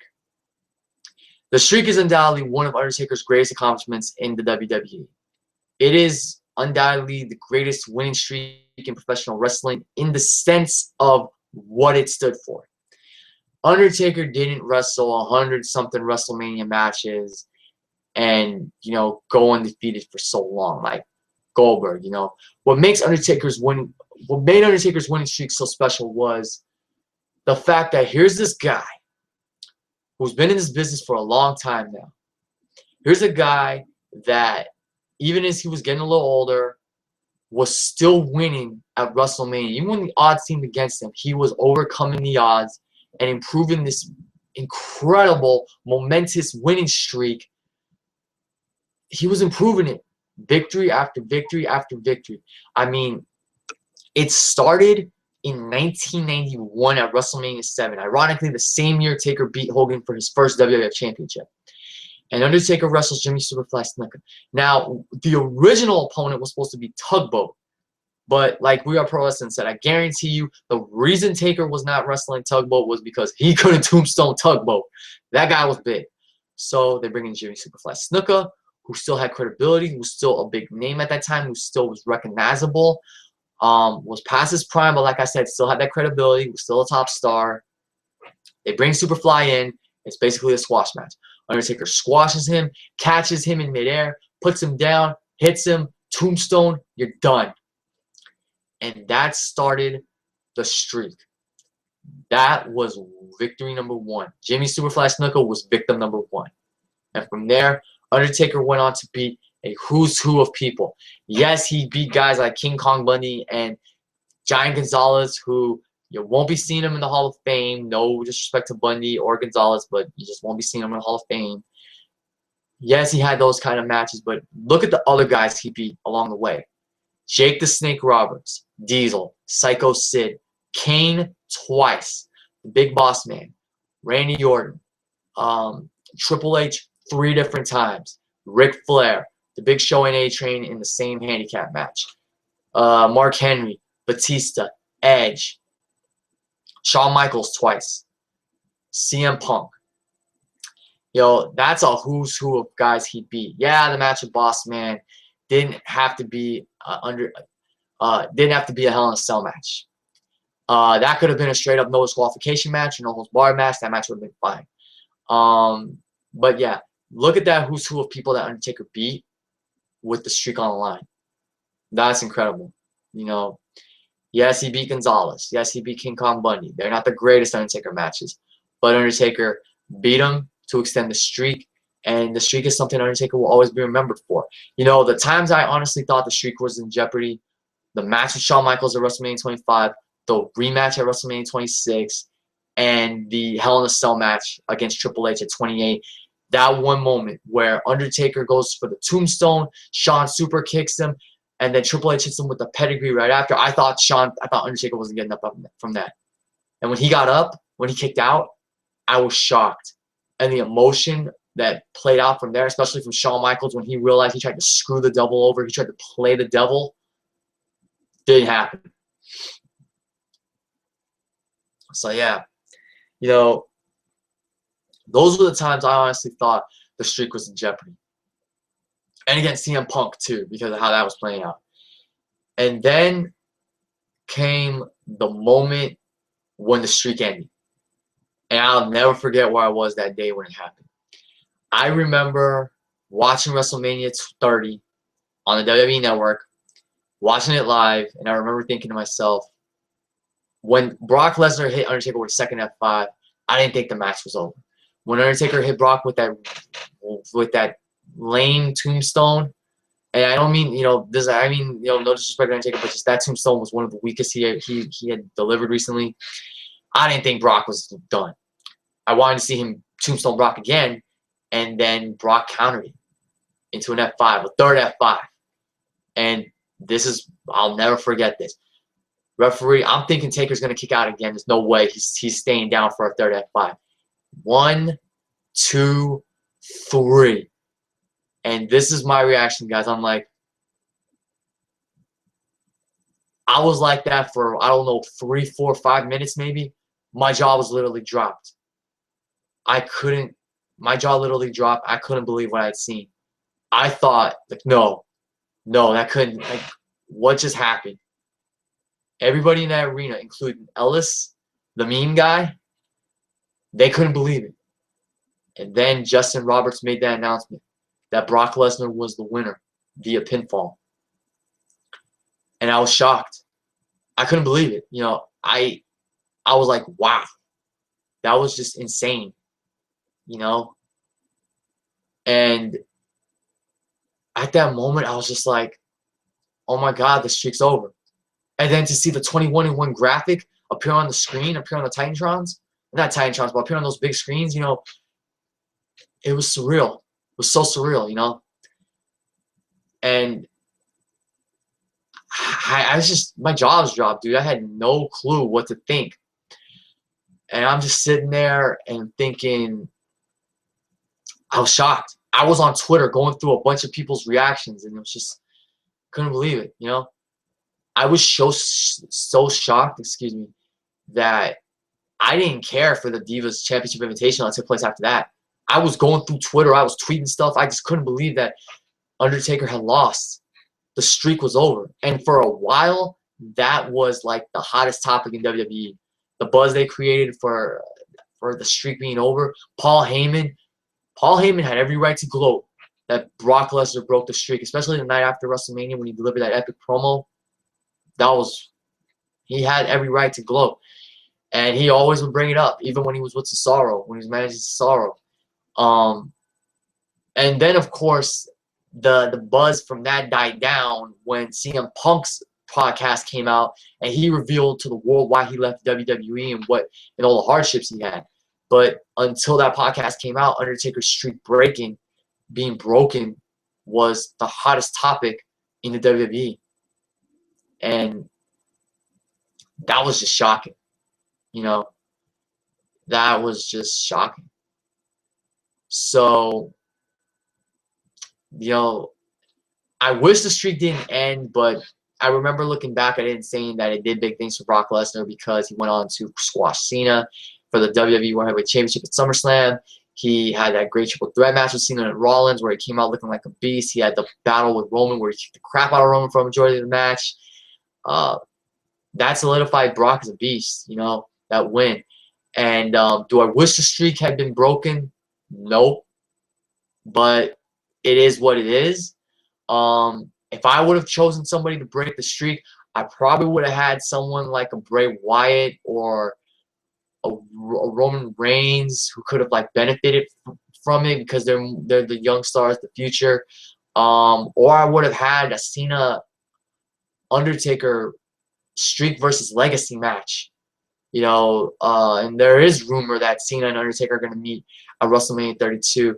And if it happens, it happens. I mean, I'm not all for it, but I'm not against it. But I do agree that if the streak was on the line, it would have a lot more significance than just Cena versus Undertaker. I mean, unless it's like Cena wins the title again and then Taker's going for it one final time and it's title versus career at WrestleMania 32, then I'd be a little more interested. Yeah, you could say it's predictable because Cena's champ, he's gonna win. Undertaker retires because WrestleMania 32 is gonna be his last match. But then again, Undertaker could win it, and he could retire the next night after WrestleMania. It's gonna be the next night on Raw will be in Texas. What a way for Taker to go out. He wins the title at WrestleMania, then he retires the next night, and that's pretty much how it ends. I mean, that's the way I could see Cena versus Taker happening if they do it that way. That's the only way I can really see it having a lot of significance. But yeah, the streak is over, but it will always live on. We will always remember those 21 matches he had where he was undefeated. The streak will still live. At 22-1, the streak will still live. And the one thing about the whole Bray Wyatt match that I was against was where it was a no-win situation for either guy. You had Bray Wyatt, who was being built up to face Undertaker, but in the end he lost to Taker. He was pretty much fed to Taker. Now, what would have happened? But then again, you're having Taker return. What's going to happen if he loses 2 WrestleManias in a row? Yes, the win's going to benefit Bray in a huge way because that's the biggest win of his career. But then what happens to Taker's credibility and his legacy? It was a no-win situation. Now, don't get me wrong. I was honored to sit at Levi's Stadium and watch Undertaker wrestle Bray Wyatt. I thought they put on a good, solid big man match, and I was getting to see one of my favorites perform live at a WrestleMania. Now, I was saying, had the streak not been broken this year, had it not been broken last year, then this year's match with Bray and Taker would have had more significance. And Bray would have seemed a more logical threat, more credible threat to the streak. But it is what it is. Like I said, the streak's over, but it will still live. The streak will not die. The streak will never die. It was broken, but the memories will live on. And if you were to ask me what's my favorite Undertaker streak match, I'd probably have to say Undertaker and Shawn Michaels from WrestleMania 25 because Shawn seemed like the biggest threat to the streak at that time. And what's funny about the streak is that it wasn't really acknowledged as a streak until WrestleMania 18.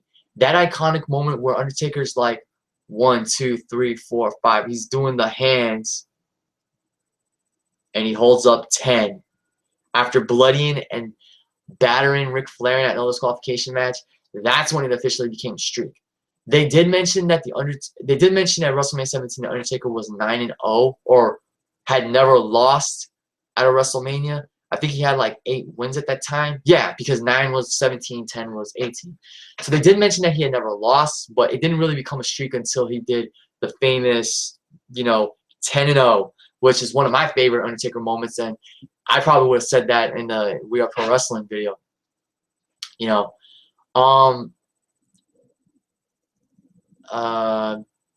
Trying to think. I mean, like I said, guys, I'm not going through every single year of Undertaker's career. I just want to share my favorite matches, moments, memories, and pay my respects to one of the all-time greats. Now, of course, Sunday is 25 years, celebrates 25 years of Undertaker, and he's going to be in that match against the Wyatt family. I don't know if I'm doing a predictions video this time around, but as far as that match goes, I, like everybody, wanted to see Undertaker and Kane fight all 4 members of the Wyatt family, not just 2 handpicked members of Bray Wyatt's choosing. Now, who do I think is going to be in that match? I think it'll be Bray Wyatt and Braun Strowman, or Braun Strowman and Luke Harper, or Bray Wyatt and Luke Harper. But the best bet is Wyatt and Strowman, because Strowman has not really been in any serious trouble since debuting as a monster heel. And Bray still has a little chip on his shoulder from losing to Undertaker. So that's the more logical choice, Bray and Strowman versus Taker and Kane. If they do Eric Rowan and Luke Harper, that's just dumb. I've never really been an Eric Rowan fan. Yes, he had good moments and good matches when he was with Wyatt family, but just the guy doesn't stand out to me. I feel like if Bray Wyatt wanted to sacrifice somebody, he'd sacrifice that sheep. Make him the scapegoat. But, never really been a Eric Rowan fan. I'm more of a Luke Harper fan because I could see Harper rebuilt right, doing big things as a monster. So yeah, I think it's either Bray and Strowman or Strowman and Harper. But Bray and Strowman sounds more formidable and more logical because of how this whole thing between Taker and Wyatt even began. Now, who I think is gonna win? Well, most likely it'll be Undertaker and Kane because this is all about 25 years of the Undertaker. But what I would like to see WWE do, if they even, can pull the trigger, if they're even willing to pull the trigger, is give Bray Wyatt and Braun Strowman the victory. Have the Wyatt family win on the night that commemorates Undertaker's 25th anniversary with the company. That might get me some heat. That would definitely get him a lot of heat, but that is the way. That I could see as a huge way to go to reestablish the Wyatt family as the top monster faction in the company. I mean, the whole reason they're doing this 2-on-4 or just 2-on-2 traditional tag match is because of the fact that they're, like the Lex Man said, they're protecting both Undertaker and Kane, who really don't need many more victories because they're going to be done with their careers soon, and they're also protecting the Wyatt family. You built the Wyatt family up so big and bad, I mean, why not just have all four get in the ring with Taker and Kane, because the fans are going to want to see the Wyatt family get their comeuppance. I'm not, I would have loved to have seen, I'm still looking forward to watching the match, but I would have preferred a 4-on-2 elimination match or a 4-on-2 handicap match, Brothers of Destruction versus the Wyatt family, because that could have been freaking huge. And like I said, why would you build the Wyatt family up again if you're going to feed them to Undertaker and Kane? And I bet you that's why they're doing 2-on-2, because whoever gets the pin, is going to probably lose some momentum. They don't want all of the Wyatt family to lose momentum. Well, then why didn't you just do the 4-on-2 handicap match? Give us one straight winner, or give the Wyatt family huge heel heat. Have them beat Undertaker and Kane. Like, I would love to see Undertaker and Kane get the win, but then again, I would love to see Bray Wyatt and the Wyatt family really establish themselves as the monster heel faction. So why not give them the victory on the night that commemorates the Undertaker's 25th anniversary? So my prediction for this match is Undertaker and Kane are going to win. But what I would like to see, if WWE actually can pull the trigger with this, if they're willing to, is let the Wyatt family beat down Undertaker and Kane and let them beat Undertaker and Kane at Survivor Series. That would give them a lot of heel heat, a lot of credibility, and that would just establish them as the monster faction, the top monster faction on the main roster. Undertaker doesn't need many more wins. Kane doesn't need many more wins. Undertaker's already a certified Hall of Famer. He's going to go in the Hall of Fame most likely next year. So those are my thoughts on Undertaker and Kane versus the Wyatt family, or two members of the Wyatt family. Would have loved to have seen the 4-on-2 handicap match. Still looking forward to watching the match itself, but WWE, just give us a winner. Don't be afraid to protect, don't protect all 6 guys involved. Give us a straight up winner. Whether it's Undertaker and Kane or the Wyatt family. Just give us a straight up winner. So I have to take another quick break, guys, but stay with me. We'll be right back after these commercial messages.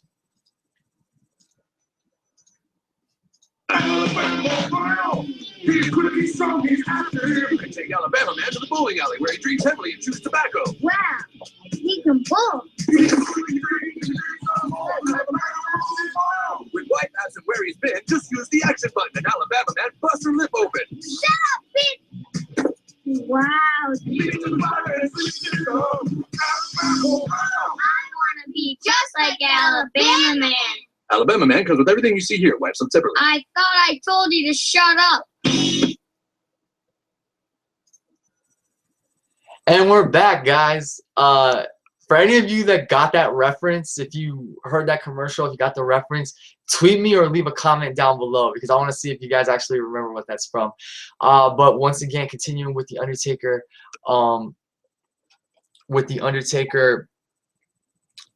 live stream.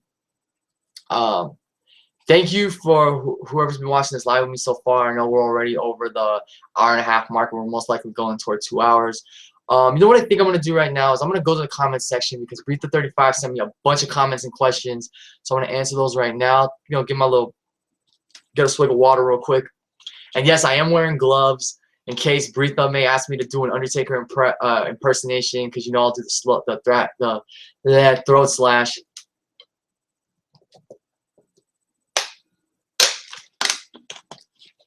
Anything can happen when it's live, guys. All right. So let's go to some questions.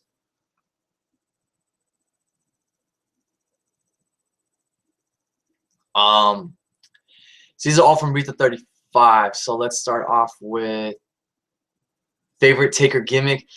Most likely the Dead Man because that was the gimmick that I was introduced to. The whole gimmick that introduced me to Undertaker. I loved the purple gloves, the hat. I loved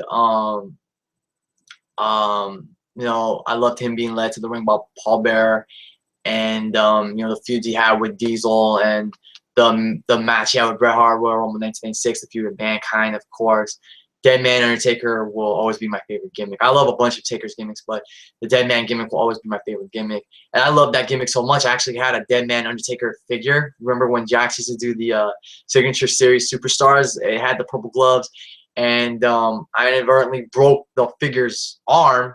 I don't remember what happened, but its arm broke off, and I tried to tape it back with a Band-Aid of all things, and that didn't work. So, yeah, favorite Undertaker gimmick is Dead Man. Favorite Taker theme music? Well, Taker's current theme, Rest in Peace, is iconic. You know, that theme is just, when you hear that gong, you know who's about to step into the ring. You know it signifies the arrival of the Undertaker. But I think the best theme he had, which is this will probably be, so yeah, Rest in Peace is one of my favorites, but I think to answer your question, Rita, my favorite would have to be his theme called Dark Side from 1988. That's the one he used against Stone Cold at SummerSlam 1988 when he made that epic entrance. I think that was the first time or the only time where Undertaker had a fast walk, but he came in with that big Batman cape. Excuse me. He came in with that big Batman cape, and that theme music just gets me pumped. I mean, you listen to it, it'll get you pumped. Not like workout pump, but like it'll get you pumped for work or something. Undertaker's Dark Side theme from 1988, that is a badass theme. So that's my favorite theme right there. If you haven't heard it, guys, look it up. Favorite Taker match? That's tough to answer. That's tough to answer because I have a lot of favorite Undertaker matches. Well, not to cheat you out of an answer, Rita, but I will give you a list of my favorite Undertaker matches. Undertaker and Kane, WrestleMania 14. Undertaker and Diesel, WrestleMania 12. Undertaker, Shawn Michaels, WrestleMania 25. Undertaker, Triple H, WrestleMania 17. Undertaker, Ric Flair, WrestleMania 18. Undertaker and Undertaker Kane from WrestleMania 20. For the simple fact that it's Undertaker's return, he had that epic, you know, entrance with the druids and the torches, and he returned he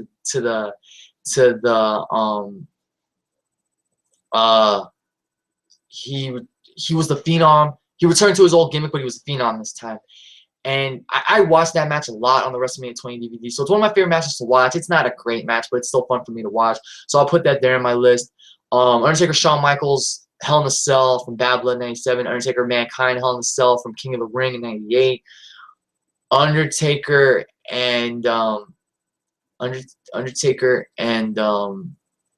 Batista, WrestleMania 23. Undertaker, Randy Orton, WrestleMania 21. Undertaker and Undertaker and, well, I really enjoyed that Hell in a Cell match that he had with Brock. Both Hell in a Cell matches, the one from 2002 and the one they just had recently. So those two make my list. Undertaker, Kurt Angle, and The Rock in the Triple Threat match from Vengeance 2002.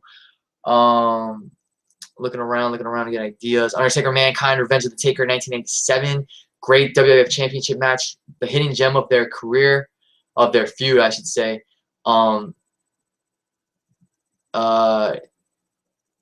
trying to think. I know Undertaker's had a ton of matches. Undertaker Hulk Hogan from Survivor Series 1991. I thought that was a really good match in terms of storytelling and performance. And Bobby Heenan's commentary, of course, is priceless. Every time Paul Bearer would get involved, he would say something like, "Oh, my monitor's not working. My monitor's kicking in." And I remember Gorilla Monsoon said, "I'm gonna start kicking you in." Like, that was great, you know. Looking around other classic Undertaker matches. Undertaker John Cena, I thought was a damn good match at Vengeance 2003. Undertaker Kurt Angle from SmackDown in 2003 when Taker was challenging Angle for the championship. I don't hear a lot of people talk about that match, but that match was great. Undertaker Bret Hart from SummerSlam 1997. Great WWF Championship match. I think one of the best championship matches in SummerSlam history. Undertaker and oh man, I had a match in mind that I don't think a lot of people talk about. Undertaker, and I'm gonna mention a match that's not. I watch it a lot. You could say it's one of my favorite Undertaker matches, but it's not a great match. But it's a solid match. Undertaker versus Vader from the Royal Rumble in 1987. I did enjoy Undertaker versus Psycho Sid from WrestleMania 13 for the championship.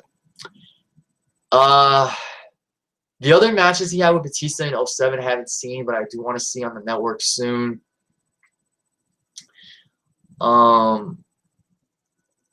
Yeah, I think that's gonna do it for favorite Undertaker. I know I didn't give you a favorite Undertaker match, but I gave you a bunch of favorite matches. So there you go, Bree. Favorite Undertaker storyline would have to be Kane because of the build-up and you know the payoff with Kane finally debuting at Hell in a Cell, and just what transpired after that, and Taker and Kane, you know, seeming to be on the same page after Kane would mock his brother, would provoke his brother to fight him. You know, just how that whole feud was built and how it was played out, or how it played out on screen was awesome. Just the payoff and everything to the Taker Kane feud was great. How do you own any Taker merchandise? Yes, I do.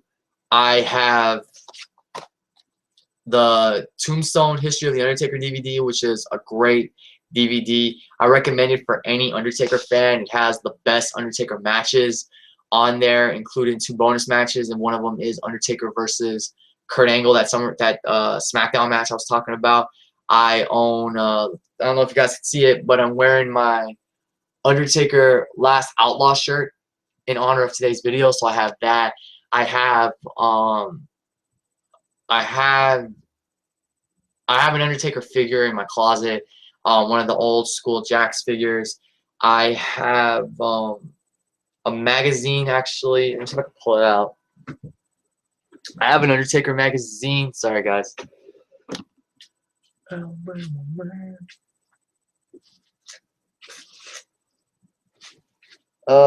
don't see it in here. I'll get it out another time. But I have an Undertaker commemorative magazine, a commemorative Undertaker magazine that WWE released, I think in 2003. Yeah, it's real cool. It's a real cool magazine too. If I ever meet Taker, I would love for him to sign it. And I know there's that 25 Years of the Dead Man book that I want. I'm waiting until Black Friday to see if maybe I can get it for like 10, 12 bucks.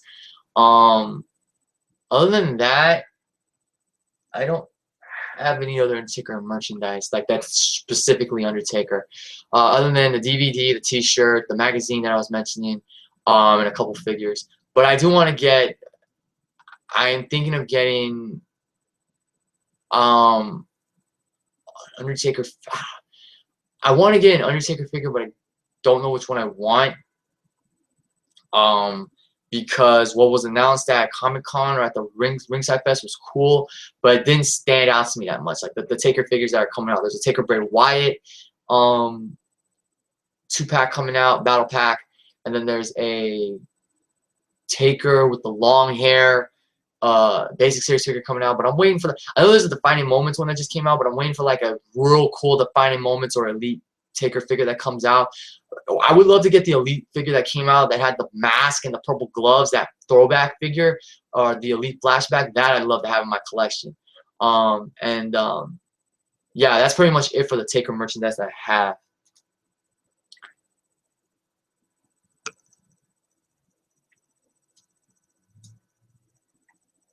How would you like Taker to leave the WWE as an active wrestler? Well, I didn't mention this in the predictions, but there, I started questioning. Well, not questioning, but I didn't mention this when I was doing the prediction for Taker and Kane versus the Wyatts. But I was contemplating about the possibility of Sting maybe showing up.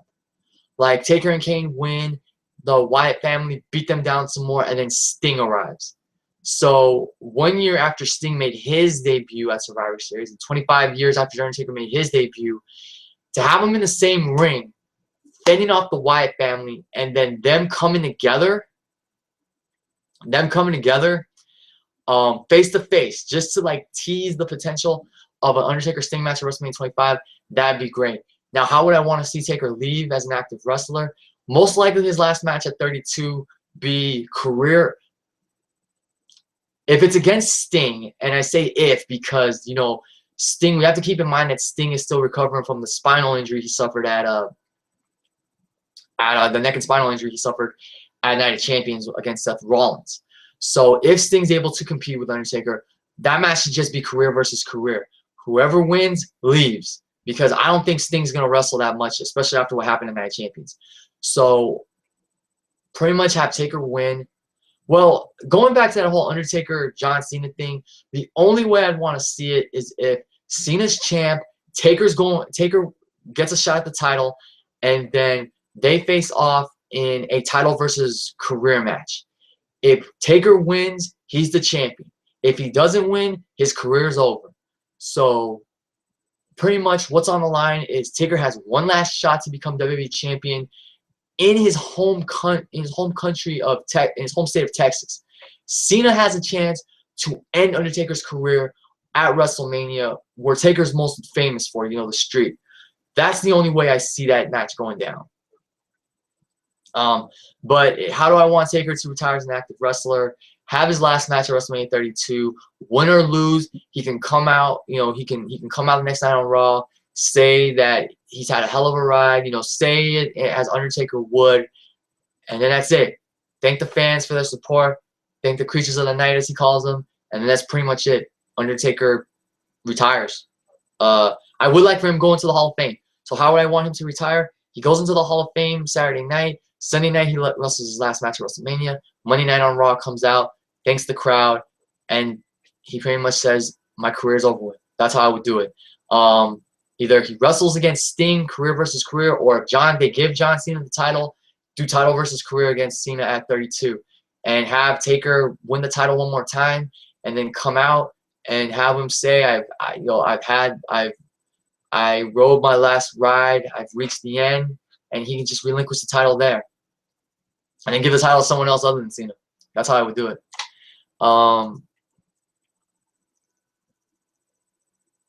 Do you see Taker working behind the scenes for WWE? Definitely. Like I said, I could see him, not necessarily behind the scenes, but I could see him being a mentor to a lot of people at the Performance Center, especially the young stars at NXT. Behind the scenes, maybe he could be a booker, maybe he could be a writer, who knows? But I definitely see him being like a mentor and a coach to a lot of young talent at the Performance Center. How will you best remember The Undertaker in one sentence?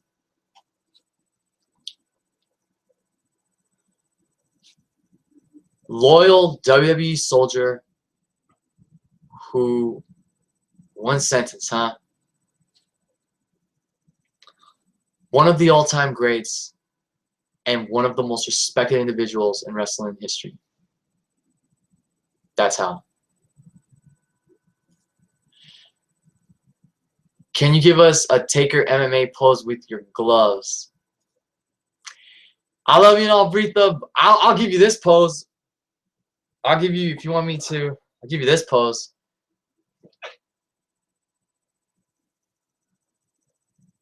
I don't have an Urn of Souls, obviously, so I gotta do it that way.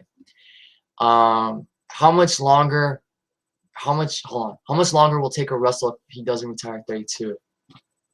Well, I really don't see him going longer than I really don't see him wrestling any longer after 32. I honestly think he's going to retire after 32. I mean, what's left for him to do? You know, he's won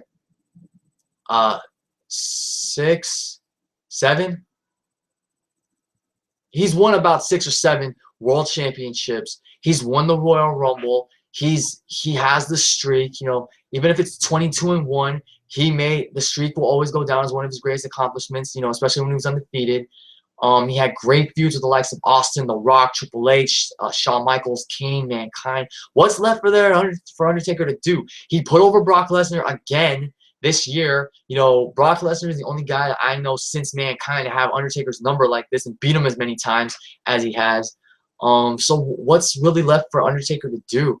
I mean, I think after 32, he retires. He calls it a career, and he deserves to call it a career. He deserves to retire, you know, after WrestleMania 32. He's put his body on the line for us for 25 years, and you know, he deserves to retire after WrestleMania 32. He deserves to retire when he feels, you know, when he feels he deserves to. So I think he's gonna retire after 32. I don't really see him doing much anything else much longer. So thank you, Britha, for those questions. If you guys are still watching this, send me questions. If you guys watch this later tonight, leave comments down below. I am on Twitter again, tweeting this to another set of friends. Hopefully I'll get some more viewers.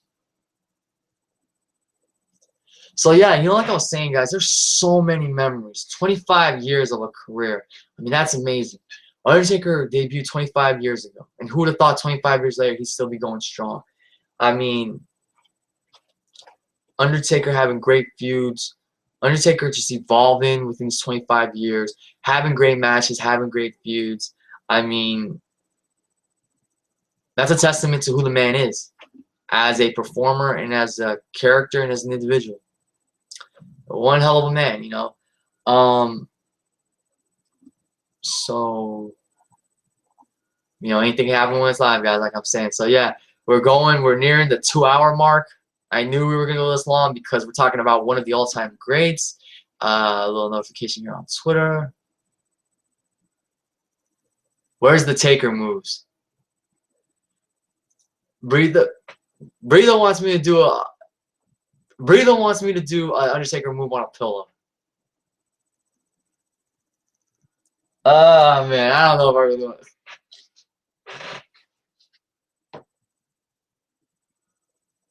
I don't even know if I can. I'm sorry, man. I'm a team player, and you're a team player too. I'm sorry. Somebody too sweet me. But yeah, I think I might have to give you a rain check on the Taker moves. I'm sorry. He wants me to do a Taker move on a pillow. Excuse me. But oh yeah, and Breathe asked me this question. I'm sorry. What is your worst Undertaker moment? He also asked me this on Twitter. Worst Undertaker moment.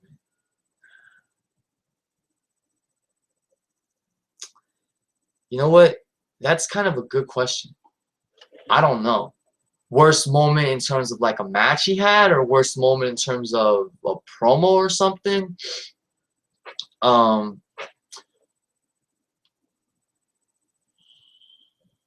Does the Hell in a Cell match with the Big Boss Man count? I mean, because he really didn't have that match. Could have just been no disqualification or no holds barred or some kind of falls count anywhere match. You know, it didn't have to be Hell in a Cell. I feel like that is the worst Hell in a Cell match because it was a waste of the cell. The cell still had meaning back in the Attitude Era at that time. And I really feel like they just wasted it on a feud where it didn't even, you know, it wasn't even fitting. The Undertaker, I guess I'll say Undertaker wrestling Big Boss Man in the Hell in a Cell is my worst Undertaker moment just because it was a waste of the Hell in a Cell. You could have done no holds barred or no disqualification, and that's it. I mean, what did they do with that cell? Undertaker threw Boss Man back first into the cell. Boss Man handcuffed Undertaker to the cell. The only thing that that stands out from this is Boss Man being hung, the noose being tied around the top of the cell, and Boss Man being hung from the cell. That's pretty much all that stands out in that match. Other than that, it should have just been a regular one-on-one match or no holds barred match. But to me, that's my worst Taker moment because just how they used Hell in a Cell. Because when you use Hell in a Cell, you should use it for matches that are going to ultimately, you know, serve as the payoff for a feud, the ultimate culmination of a feud. Checking comments again. I just want to see if Rita left me anything else. I think I've pretty much answered all the questions he sent me. I think I'll go back to just some of my favorite Taker memories and moments. Hell in a Cell 1988. The match speaks for itself. Him throwing Mick Foley off the top of the cell and through the cell. I mean, Undertaker Mankind. When you heard about that match being announced for Hell in a Cell at King of the Ring 1988, you thought it was going to be a war. You could only imagine how these guys were going to tear each other apart, especially after all the other intense battles they've had. This was a fight. This was a spot fest, a spectacle. And Mick Foley, I don't know how he's still alive to this day after getting thrown off the cell and getting thrown through the cell. I don't know how he's still alive, but to this day, you know, that's still a great Hell in a Cell match for the spectacle that it is. Still one of my favorite Taker moments. Taker's return on Raw in 1988 when he was sitting on top of the casket. That was great. I remember Undertaker chokeslamming JBL when JBL was champion. JBL was celebrating his championship win, or he was celebrating still retaining the. No, he was celebrating winning the WWE Championship from Eddie Guerrero, or still holding on to it. I think it was after the cage match. Undertaker came out, chokeslammed JBL, grabbed the mic, and said, "You, me, SummerSlam," and that was awesome in 2004. Undertaker kidnapping Stephanie McMahon. That was a freaking awesome moment. You know, there's just, you know, Stephanie McMahon's limo driver keeps trying to drive off with just Stephanie and not Vince. Like, Steph keeps trying to get the driver to stop. And then, you know, the little window in the front of the limo, whatever that thing is, the little window, mirror, whatever. I can't say it. I'm sorry. Tongue-tied. Undertaker reveals himself and he's like, "Where to, Stephanie?" And then the way Stephanie screams out for her dad is a little eerie, but that's just like freaking awesome. That is a great moment. And then the next night, the Black Wedding with Paul Bearer being the minister, the priest, and Taker almost marrying Stephanie, and of course Stone Cold coming out to spoil the festivities. That was a great moment. Taker assaulting Maven at Royal Rumble 2002. That was a great moment. Taker, what was that promo he cut? Taker cut a promo on John Cena where he's like, "First I'm gonna beat him up, and then I'm gonna shut him up, and then I'm gonna bust him up." And that was leading into their match at Vengeance 2003. That was great. Taker did. I'm trying to think of some of the mind games Taker's played over the years that are great. Undertaker presenting Diesel with a casket with a dummy, a life-size dummy of Diesel in the casket. Those were some of the best mind games Undertaker would play when he would just really screw with his opponent's mind and just like he would have him on the edge of like insanity or whatnot. You know, Undertaker turning face for the very first time when he stopped Jake Roberts from attacking the Macho Man and Miss Elizabeth with the chair, and Jake the Snake is like, "The man, you tell me like what whose side are you on?" And Undertaker's like, "Not yours." And that led to their match at WrestleMania 8. And I think that was the match where Gorilla Monsoon coined Tombstone City. I know we're so familiar with Suplex City, but you know, I'm surprised nobody's tried to coin Tombstone City. I think Breathe and I had this chat during Battleground, when the Battleground pay-per-view went down. After Undertaker returned, he tombstone Brock Lesnar. And I think I said, "I'm going to coin a Tombstone City t-shirt or something." I don't remember, but I always thought that Undertaker, that there should be like a Tombstone City t-shirt. I got a couple more questions from Breathe. I will answer them. I'll answer them right now. First question, do you enjoy Taker as a heel or face? I enjoy him as both. Doesn't really matter to me. As a heel, he tends to do, I think, more better mic work. That makes sense, or better character work. Hence, look at Big Evil and Ministry of Darkness. But it doesn't really matter to me, because like, who's gonna really boo the Undertaker? I love Undertaker, so it doesn't really matter to me whether he's face or heel. Although I think he does a little, I think does some better work on the mic and on the as a character when he's a heel. Favorite Taker era, unless it's Deadman era. Lord of Darkness era from 96, from November 96 until December 98 or January 1999. Lord of Darkness era, because that had the feuds with Kane, the Hell in a Cell with Mankind, the feud with Stone Cold Steve Austin, and that's where kayfabe wise we were starting to understand a little bit more about Undertaker's background and everything. I think that's when Taker really came, where his character came full circle. And Taker showed a little more of a human side. So that was my favorite Taker era. And then Breatha also asked, a Taker match you wish coulda or shoulda happened. Well, I would like to see the Sting match, but of course that depends on if Sting can even still wrestle, if he even is interested in wrestling at WrestleMania 32. Undertaker versus Roman Reigns. I would have liked to have seen that, because around the time when Roman was being established as a standout member of the Shield, when the Shield was still alive.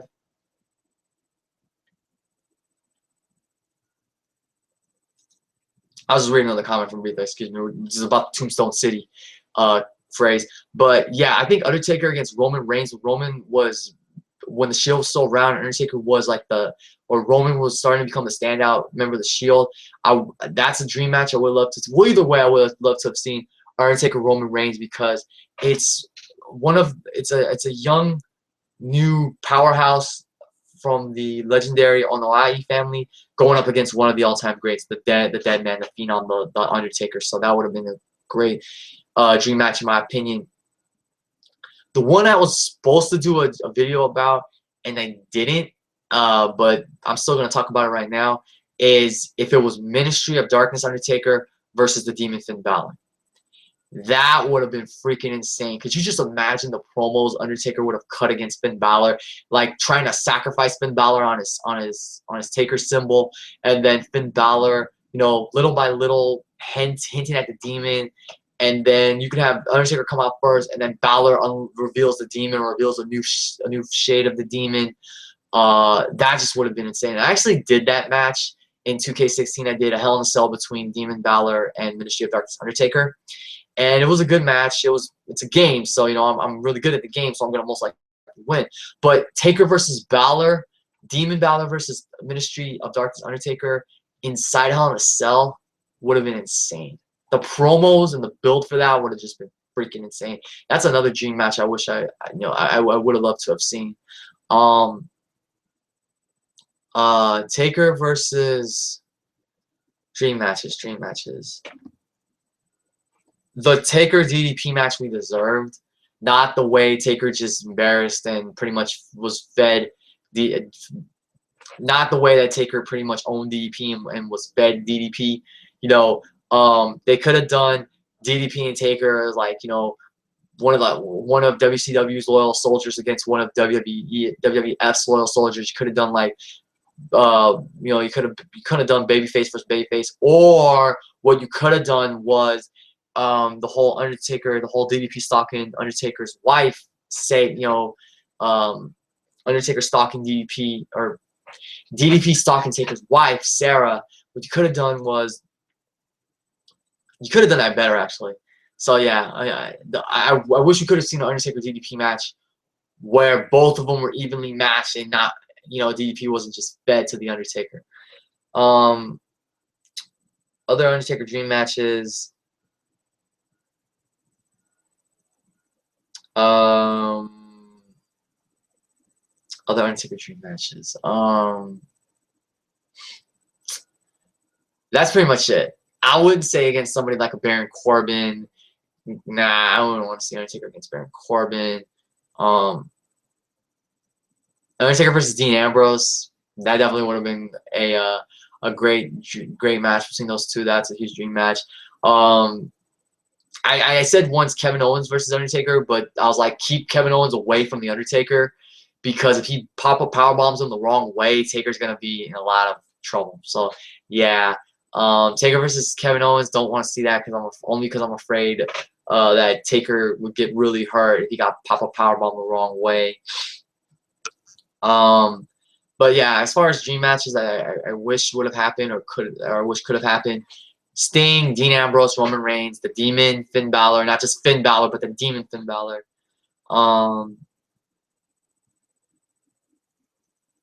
That's pretty much it, guys. Sometimes I don't want to. Sometimes with these live streams, I don't want to like just just stay thinking draw a blank or anything. So yeah, I just whatever comes off the top of my head comes off the top of my head. Do you wish Taker won more world titles or had longer title reigns in his career? This is again from Bretha. Shout out to you, Bretha. Thank you for sending me all the questions you send me. I don't think Taker should have had more title reigns. I'm happy with the 6-7 title reigns he had.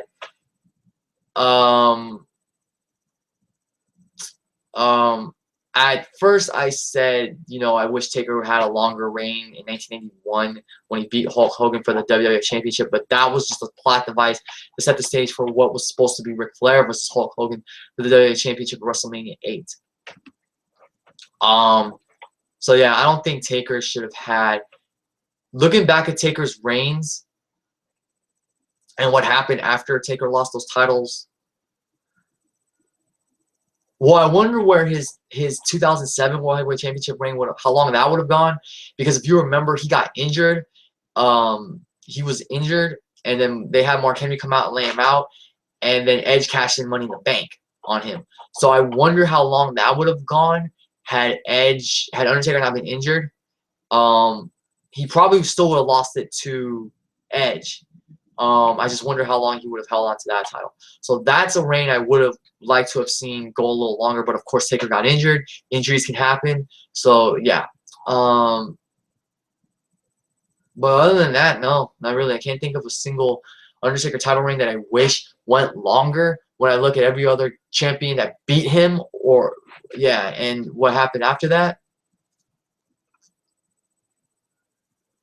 Bretha says, I think a Corbin versus Biker Taker match could have happened. Yeah, the Lone Wolf versus the American Badass or Big Evil. I think I'd be more interested in that persona-wise. The match would be what it would be. But that's a real good match to think about. So, hey, that was a real good suggestion right there, Bretha. American Badass or Big Evil versus the Lone Wolf, because they both have a bike in their entrance. So yeah, I would go for Baron Corbin versus Biker Taker, be it American Badass or Big Evil. That would be cool. Favorite gimmick match that came about because of Taker, Hell in a Cell. I just really love Hell in a Cell. The whole idea of two guys fighting in a cage with a roof on top, and it's like the ultimate battleground, so to speak. I just love Hell in a Cell. Casket matches are cool. Buried Alive is cool. You don't see those that often though. And what was the other one? I really did like the Inferno match between Undertaker and Kane at Unforgiven in Your House '98. Not the Inferno match they did on Raw where Undertaker burned a teddy bear and gave it to Vince McMahon and had Vince on his knees, but that was still a cool moment.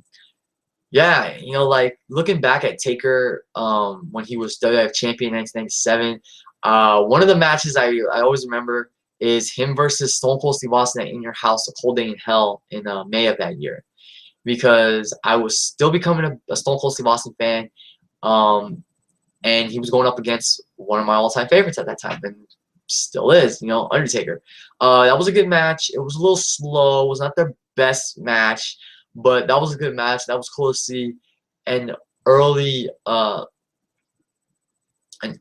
Stone Cold Steve Austin getting that big push, starting to become a bigger name. That was cool to see. I remember Undertaker had a WWF Championship match with Farouk at King of the Ring that year in June. Don't remember much about the match, but I do remember it was Undertaker versus Farouk. And I remember that was the night that Ahmed Johnson turned heel. He attacked Undertaker. He hit him with the Pearl River Plunge. And then Ahmed was supposed to get a title shot against Undertaker at In Your House Canadian Stampede. And I always wonder what would have happened had Undertaker and Ahmed wrestled. Ahmed most likely would have lost. But yeah, it was supposed to be Undertaker versus Ahmed Johnson at In Your House Canadian Stampede. And Ahmed ended up getting injured, and he ended up not wrestling Undertaker. And that just was, to me, the build up to that was stupid, because you had Ahmed Johnson join the Nation of Domination, the same faction that took him out of action for a few months, that he was feuding with, that he was trying to defeat for a while. And then he joins Nation of Domination, and he was supposed to get a title shot. Well, then he got injured, and they kicked him out of the Nation of Domination. So that was just stupid, in my opinion. That was just a waste of Ahmed Johnson. If you wanted to turn him heel, just turn him heel and have him go against Taker on his own. But that's a match. That's another match I wish would have happened. Undertaker and Ahmed Johnson. Yeah, man. I'm still trying to think about other classic Undertaker. You know what? Now that I think about it, I ask myself, what would be my dream Undertaker feud? Dream Undertaker feud. Most likely, because this would have to happen in this would be Fantasy Warfare, obviously. Undertaker and Finn Balor. Demon Finn Balor versus Ministry of Darkness Undertaker. That would be awesome feud, just because of their personas and everything. I just thought of this moment on SmackDown where Undertaker appeared out of nowhere and chokeslammed Shelton Benjamin. Shelton Benjamin was running his mouth, talking about he was going to win the Royal Rumble that year in 2009. He didn't care if he had to go through Fit Finlay or Triple H or Randy Orton or The Big Show or Kane. And Undertaker's like, you forgot one person, or you forgot about someone, or something, like you forgot about me.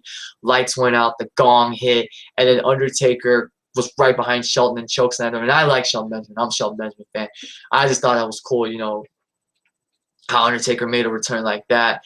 And then the actual Royal Rumble match, his entrance in that match in 2009 was great. You had a bunch of guys fighting in the ring, and then you heard the gong go off, and that crowd went wild. I believe they were in Detroit. And then Undertaker comes out, and everything in the ring just stops. The action stops. Everyone's just looking at ringside, and here comes Undertaker like he's death himself, ready to claim a bunch of souls. So that was just awesome.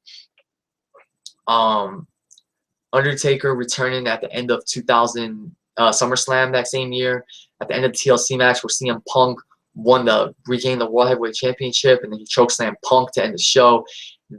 People say that feud was great. People say that feud benefited, Punk benefited from that feud. He didn't benefit from that feud because he beat Undertaker via very controversial and, ridiculous finish at Breaking Point. They pretty much recreated the Montreal Screwjob, and then Taker beats him up for 10 minutes and hits him with a tombstone and wins the World Heavyweight Championship next month at Hell in a Cell, in the Hell in a Cell match that opened that inaugural pay-per-view.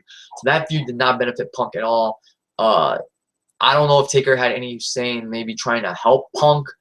I don't know if he had any saying maybe Punk deserved to win. Yeah, I don't know. But yeah, that feud did not help Punk at all. Their feud in 2013 was much better because Punk had a lot of the upper hand against Taker, especially when he was making it personal with Paul Bearer's death, and pouring out the ashes on top of Undertaker. Paul Bearer's ashes, that was pretty controversial. That got Punk a lot of heel heat, but that was Punk at his best.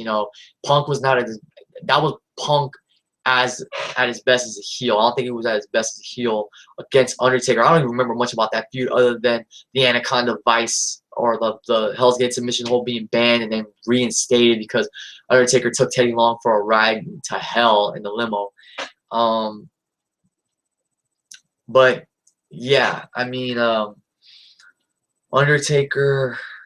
Here we go again. Sorry guys, it's live. I'm just trying to think of other classic Undertaker matches and memories, and moments, yada yada yada. Yo, it's crazy. It's just crazy to think that 25 years ago, Undertaker debuted. Yes, his official debut was 25 years ago yesterday, but 25 years ago Sunday was the very first time he appeared on our TV screen. And I still remember the moment like it's yesterday. I mean, you have $1 Million Man Ted DiBiase in the ring with his $1 Million team. He gets ready to announce who his mystery partner is, and then he says those iconic lines. Weighing in at 320 pounds from Death Valley, I give you the Undertaker. And that organ music hits, and for the very first time, out walks this giant in a black trench coat with black gloves and, you know, with the hat, led to the ring by his manager, Brother Love. Brother Love was Undertaker's first manager before Paul Bearer. And, you know, like Roddy Piper said, like the late, great Roddy Piper said, look at the size of that ham hock. I mean, that guy was a freak of nature, so to speak. He was huge. He was a giant. And, you know, Undertaker takes the hat off, and he just goes out there dominating everybody in the match. He got DQ'd. He was eliminated via DQ, but still, just the impression he left in that match. What an impact. And 25 years later, the character's still going strong. The legend still lives. And Mark Calloway will forever be remembered in professional wrestling history as one of the all-time greats. Got a couple more notifications here on Twitter. Between Taker and Flair, who helped create more buzz for their peers, in your opinion, created better wrestlers due to their matches? That's from Bretha, and that's a good question. You know, Ric Flair, of course, had the legendary feuds with Dusty Rhodes, Sting, Ricky Steamboat, Harley Race. Undertaker had the feuds with Mankind and Kane and Batista and Shawn Michaels. I think in terms of helping create stars, I think Ric Flair was better with the matches he had because of the time frame. He made Sting a main event player. He made Ricky Steamboat a main event player. He made Dusty Rhodes a main event player. Looking at Undertaker, Undertaker did help make Mankind. Mankind was destined for greatness with that feud. He helped Kane become a top star. He helped Batista further enhance his credibility because Batista had some of his best matches with the Undertaker. But because of time frames, I'd have to say that Flair was a little better at it because look at who he created. No disrespect at all to Undertaker. I mean, look at who he helped create with his feuds. But I'd have to go with Ric Flair because just look at the names that Flair helped create in his feuds: Sting, Rhodes, Steamboat, Harley Race. I'm trying to think of one other person. I have to leave it at that. But Undertaker did have his fair share of helping to create stars in his feuds. Look what he did with Mankind. Look what he did with Brock Lesnar. Look what he did with John Cena. Look what he did with Batista. And look what he did with what was the other guy's name? Look what he did with oh man, I had somebody else's name in mind, but yeah, that's what I think.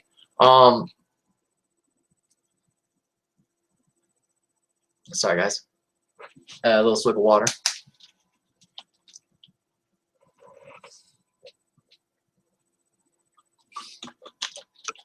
Yeah. So yeah, guys. I mean, if any of you have any comments, suggestions, leave them, of course, down below in the comments section, or tweet me at Robin1Kenobi. Use the hashtag Undertaker25.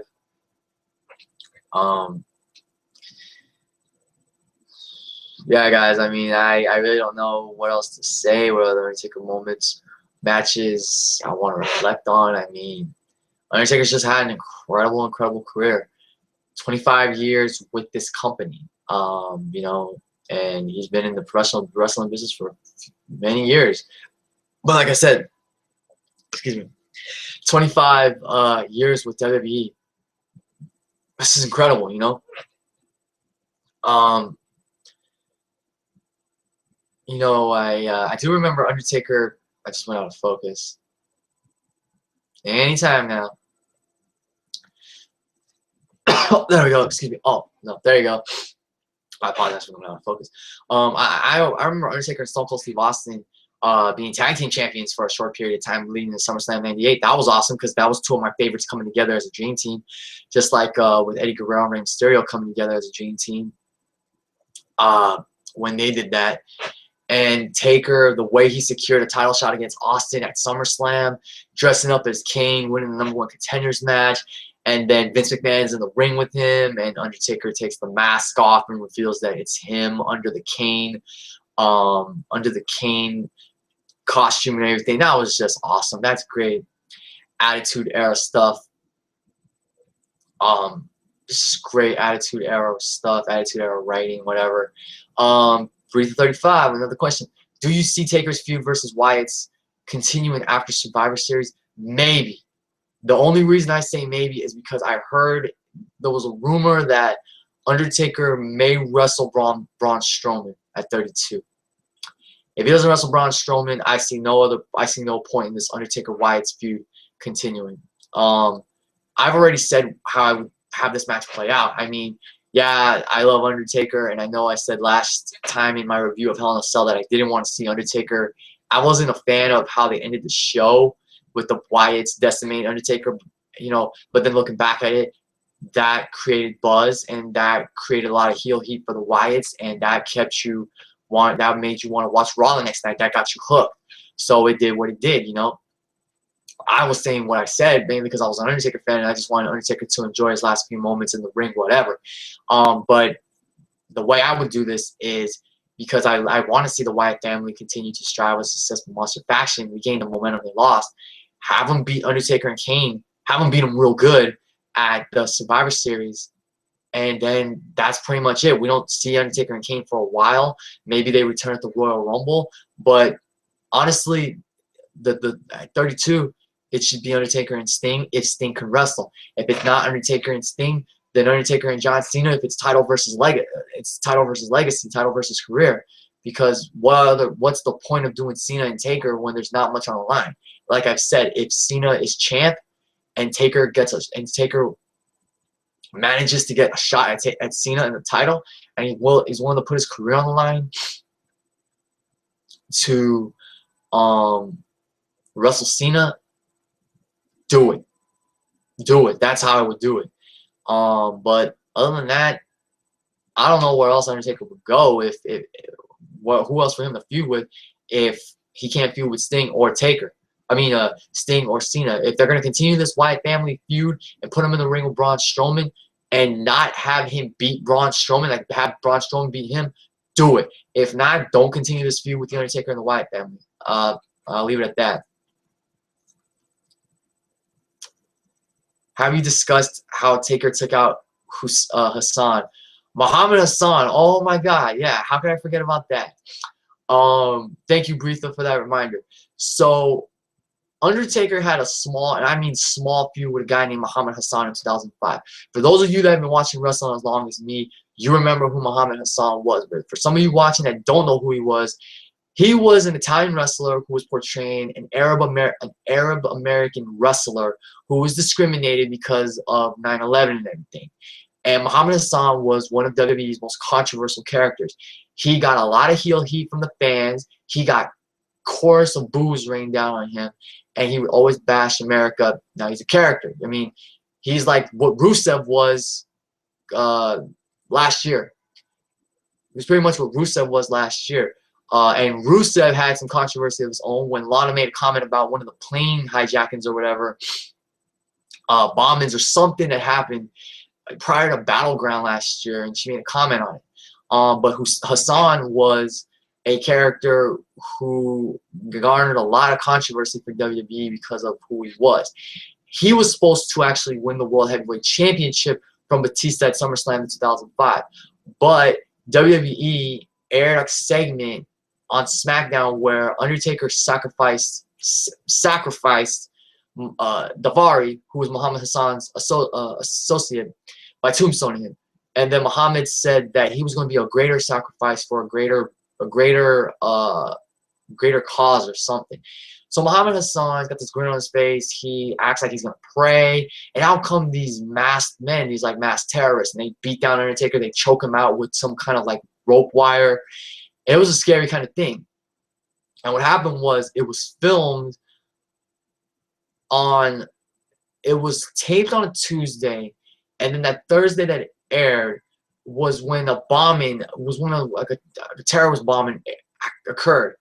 And WWE couldn't pull the segment in time, so they had to issue an apology, and they had to take Hassan off the air. So Hassan and Undertaker had a match at Great American Bash that year, where the winner would get the number one contendership to the World Heavyweight Championship. Undertaker won. He beat Hassan. He then killed Hassan off by giving him the last ride through the stage, and that was the end of Muhammad Hassan. Breatha, thank you again for mentioning that, man, because if had you not mentioned it, I would have forgotten about it, the whole Taker Muhammad Hassan feud.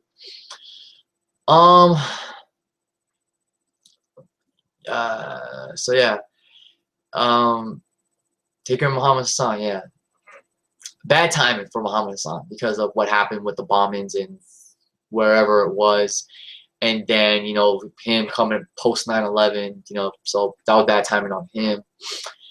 And then they had Undertaker kill him off, which when it happened, I was a fan, and I was happy to see that happen. But yeah, bad timing for Muhammad Hassan. He could have been a big star despite the heel-hitting controversy he was garnering. And man, we're pretty much at the 2.5 hour mark. I knew it was gonna go long, and I told some of my friends that it may go 3-4 hours because we're honoring the Undertaker. But I think I'm gonna wrap this video up soon because I really can't think of many other Taker memories or matches or moments. If they come off the top of my head, I'll mention them, but I really can't think of much else to talk about. You know, this video was all about just me paying my respects to the Undertaker, one of my all-time favorite wrestlers, one of the greatest in-ring performers of all time, and the best character in the company not named, or the best character in the professional wrestling history. So what I'll basically just say right now is I respect the Undertaker. He deserves all the respect of his wrestling peers. I mean, he's the one guy that I think everybody has the most, you know, the utmost respect for. He's a locker room leader. He's the conscience of WWE. He's a true WWE soldier since day one. Undertaker is just awesome. I mean, it's gonna be sad when he leaves, because other than maybe making a little appearance here and there, you know he's not gonna like have another match. When Undertaker retires, that's it. So that's why I think it's just we should just cherish these final moments of Undertaker. Sundays commemorate 25 years of Taker. Enjoy the match he has with Bray Wyatt. You know, him and Kane teaming up against the Wyatt family. It's crazy. 25 years. And next year will mark 20 years since I've been a professional wrestling fan. So there'll definitely be a video coming this coming March. But yeah, I mean, The Undertaker, there'll never be another one like him. You know, if you gave that gimmick to someone nowadays, no one could ever pull that gimmick off. They would fail right off the bat. Mark Calloway took this gimmick. He became The Undertaker, and he made The Undertaker a household name. And that legend has lived on for 25 years. And that legend will still live on even after he's done wrestling.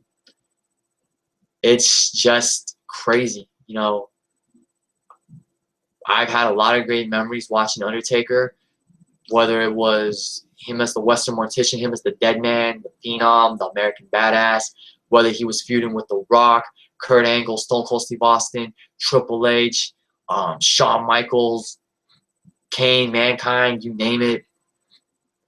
Undertaker has fought the best, beaten the best, younger, you know, newer generations of stars like Dean Ambrose. He's fought Roman Reigns and Seth Rollins. He's fought Randy Orton, Batista, Mr. Kennedy.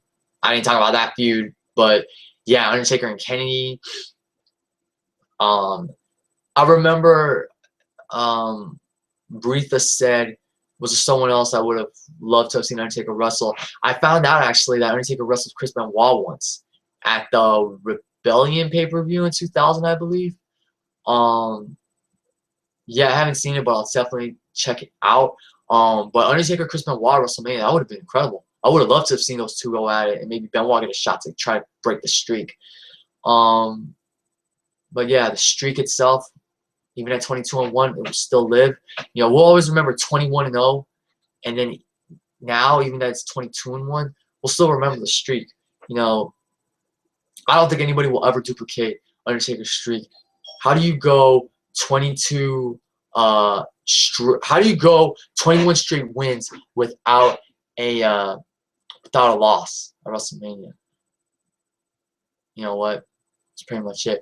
Now, if you'll excuse me, guys, I have to take another quick break. I'm sorry, but I'll be right back. Keep sending me those questions and comments.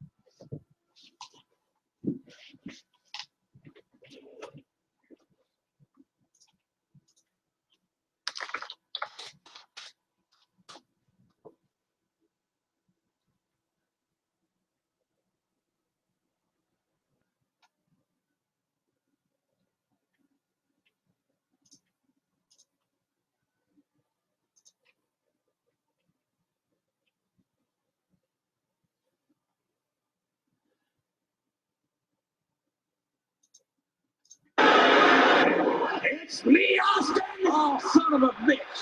It's me, Austin! It was me all along, Austin! It wasn't me, Austin. It damn sure wasn't me. All right, guys. So I'm back. Once again, I apologize for the little break. But that's the beauty of Google Hangouts, you know. I don't mean for this to be inconvenient. You know, I just gotta run out, do little things. I'm going back to Twitter because I see I got a couple more questions. Oh, Bretha just thanking me for doozing the video and answering his quote-unquote annoying questions. Your questions are not annoying, bro. I appreciate all the questions, all the comments. I'm actually gonna go back to the video too. I'm gonna check the comment box.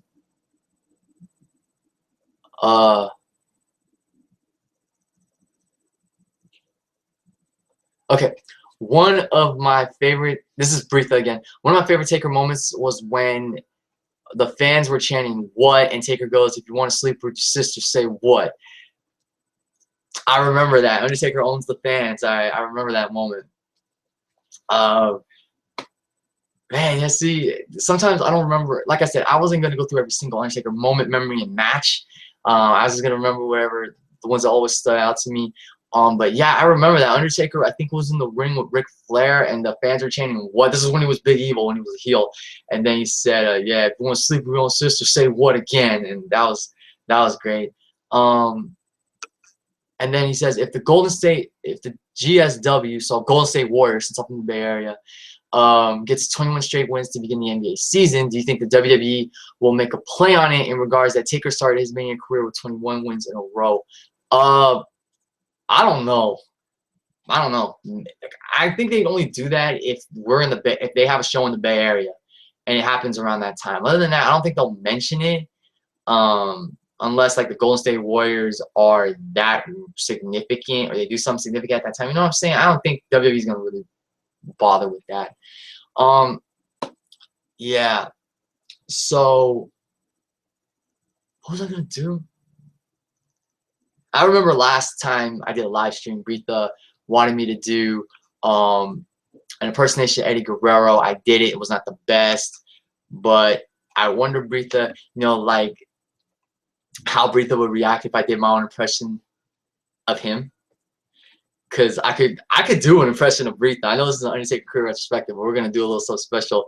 Uh, um, I don't know how he starts it off, but like if I was to do a Britha 35 impression, I would do something along the lines of this. Um, and I want to send a shout out to my good friend Robbie One Kenobi. The guy's a great guy on Twitter, and you should definitely check out his YouTube channel.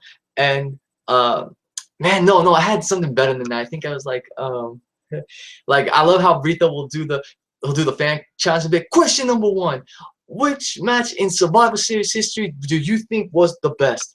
My favorite Survivor Series match had to be the Team Alliance versus Team WWF match from 2001. And my favorite Undertaker live retrospective would have to be the one by Robbie One Kenobi. He's a great guy, and I like how he puts a lot of passion into his videos.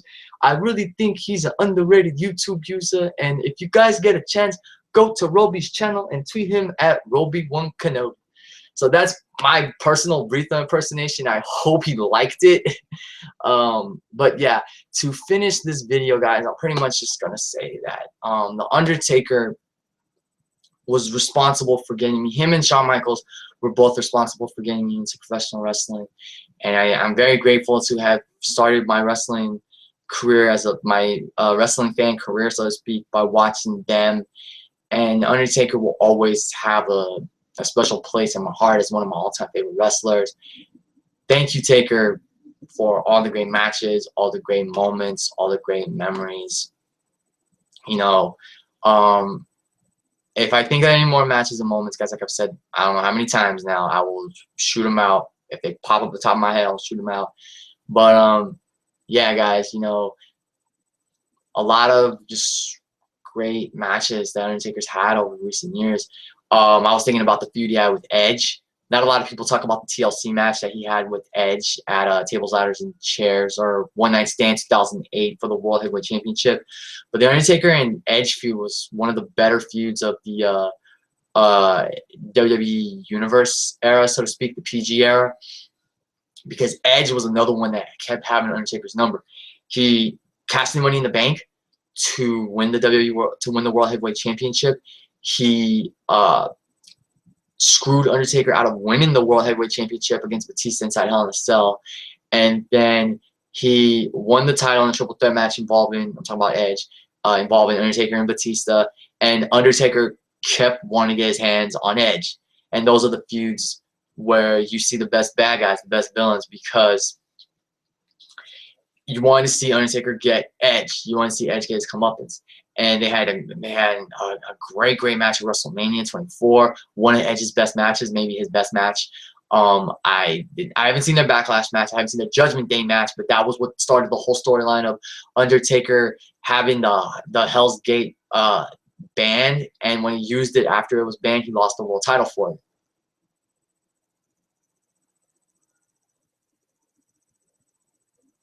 And Britha said my impersonation of him was great. Britha was just me impersonating you, just doing traditional Britha 35 on your channel. But going back to the Undertaker Edge feud, yeah, that feud was great, and it culminated with the Hell in a Cell match, which was brutal, which was insane, and it was just a great match.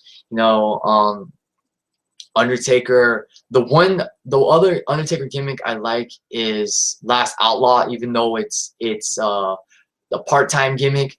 But when he returned with the Ain't No Grave theme by Johnny Cash, and he had the 2/21/11 return and everything, that was just awesome. And that, of course, led to the match with Triple H when Triple H returned that same night. That moment was freaking epic. Yeah, guys, I mean, I think I've talked about a lot of my favorite Undertaker matches and moments. Undertaker's hand raising from the grave when he battled Mankind Buried Alive. Undertaker beating Sid for the WWE Championship. I personally thought that match was a good big man match for what it was. Undertaker, you know, doing the dive on the people like Batista, Edge, the cameraman at WrestleMania 25, when he dove onto a bunch of the Alliance members during the invasion. Yeah, man, just, you know, Undertaker turning heel, like assaulting JR and becoming Big Evil. Taker, you know, beating the hell out of Vince at the Buried Alive match, making him bleed, shattering his ankle, all that stuff. Undertaker and Kane crippling Vince McMahon at the night after Breakdown 98 with the Zamboni. You know, when Austin had the Zamboni, that was great. I remember Undertaker like locking McMahon in the leg lock and Kane just stomping away at him. That was just great. And they shatter his ankle with the steel stairs.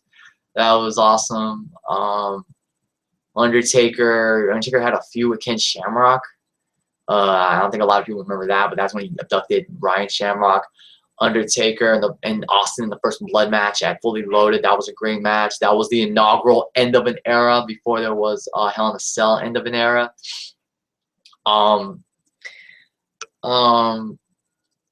Undertaker. The Undertaker hit somebody with the iron once.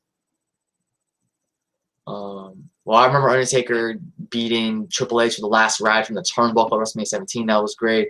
Undertaker chokeslamming the mini Undertaker in 2004, and I think that was Hornswoggle if I'm correct. JBL brought out a mini Undertaker to try to mock and you know, embarrass Undertaker, and Undertaker was having none of it. Undertaker and Randy Orton's feud was great. I haven't seen the only two matches I've seen was their SummerSlam match and their WrestleMania match from 2005. I haven't seen Hell in a Cell, but I do want to see it. I haven't seen Taker and Kurt Angle from No Way Out in 2006, but I really want to see that. I remember Taker having the feud with Khali, which showed Taker was willing to put young talent over because he let Khali just beat the hell out of him for like 6, 7, whatever minutes, and Khali actually beat Undertaker clean. But Undertaker got his revenge in the Last Man Standing match. The Undertaker Batista match from 23, like I said, was great. Yeah, man. There's a lot of great Undertaker matches, a lot of great Taker moments. So I think I'm going to end it right here, guys. I'm going to check the comments on Twitter one last time. Okay, nothing on Twitter. I mean Facebook. Nothing on Twitter. All right. So I think I'm going to end it right here, guys. That will do it for my Undertaker, for 25, the Undertaker career retrospective. Thank you guys for watching. Thank you, Bretha. I know you're one of the viewers, so thank you for watching this whole near 3-hour video I did. I want to thank everybody who will watch this video later. Of course, when you're watching later, like, comment, subscribe. You know the drill. Cheers to 25 years of the Undertaker. And like I was saying earlier, Undertaker, one of my favorites, one of my all-time favorites. Thank you for the memories. Thank you for the matches. Thank you for making me a wrestling fan. Your legacy will live on, even 25 years from now. You know, when we're celebrating 50 years of the Undertaker, which is insane if we're all still alive by then. Yeah, if we're still alive by 2040, if we're still alive, we'll still be celebrating 50 years of the Undertaker. So that will be insane. But no, in all seriousness, guys, like I was saying, thank you again, Undertaker, for the memories. Thank you for the great matches. Thank you for the streak. Thank you for being a part of WrestleMania 31 in the Bay Area. Thank you for coming out to the Bay Area because no one knew what shape you were going to be in for that match with Bray Wyatt. And you looked brand new. You looked better than you ever had in recent months leading up to that. So that's pretty much it, guys. That will do it for my Undertaker 25-year career retrospective. I'm looking forward to watching Survivor Series on Sunday. Like I said, I don't know if I'm going to do a prediction video, but I gave you my prediction for that match since it ties into this career retrospective. Yeah, I did mention the Undertaker and Brock feud. I thought their match at SummerSlam was very good up until that really dumb finish, that really stupid, screwy finish. The Hell in a Cell match made up for it big time. yeah, and we just, yeah, that's pretty much it, guys. So thank you all for watching. This has been 25, the Undertaker career retrospective live stream. Thank you guys for watching, and as always, I appreciate the love and support. Like, comment, subscribe. I will see you all later. And this right here is for the Undertaker, the throat slash, and I raise my hands like that in your honor, Taker. 25 years of the Undertaker. What a ride it's been. Thank you all for watching.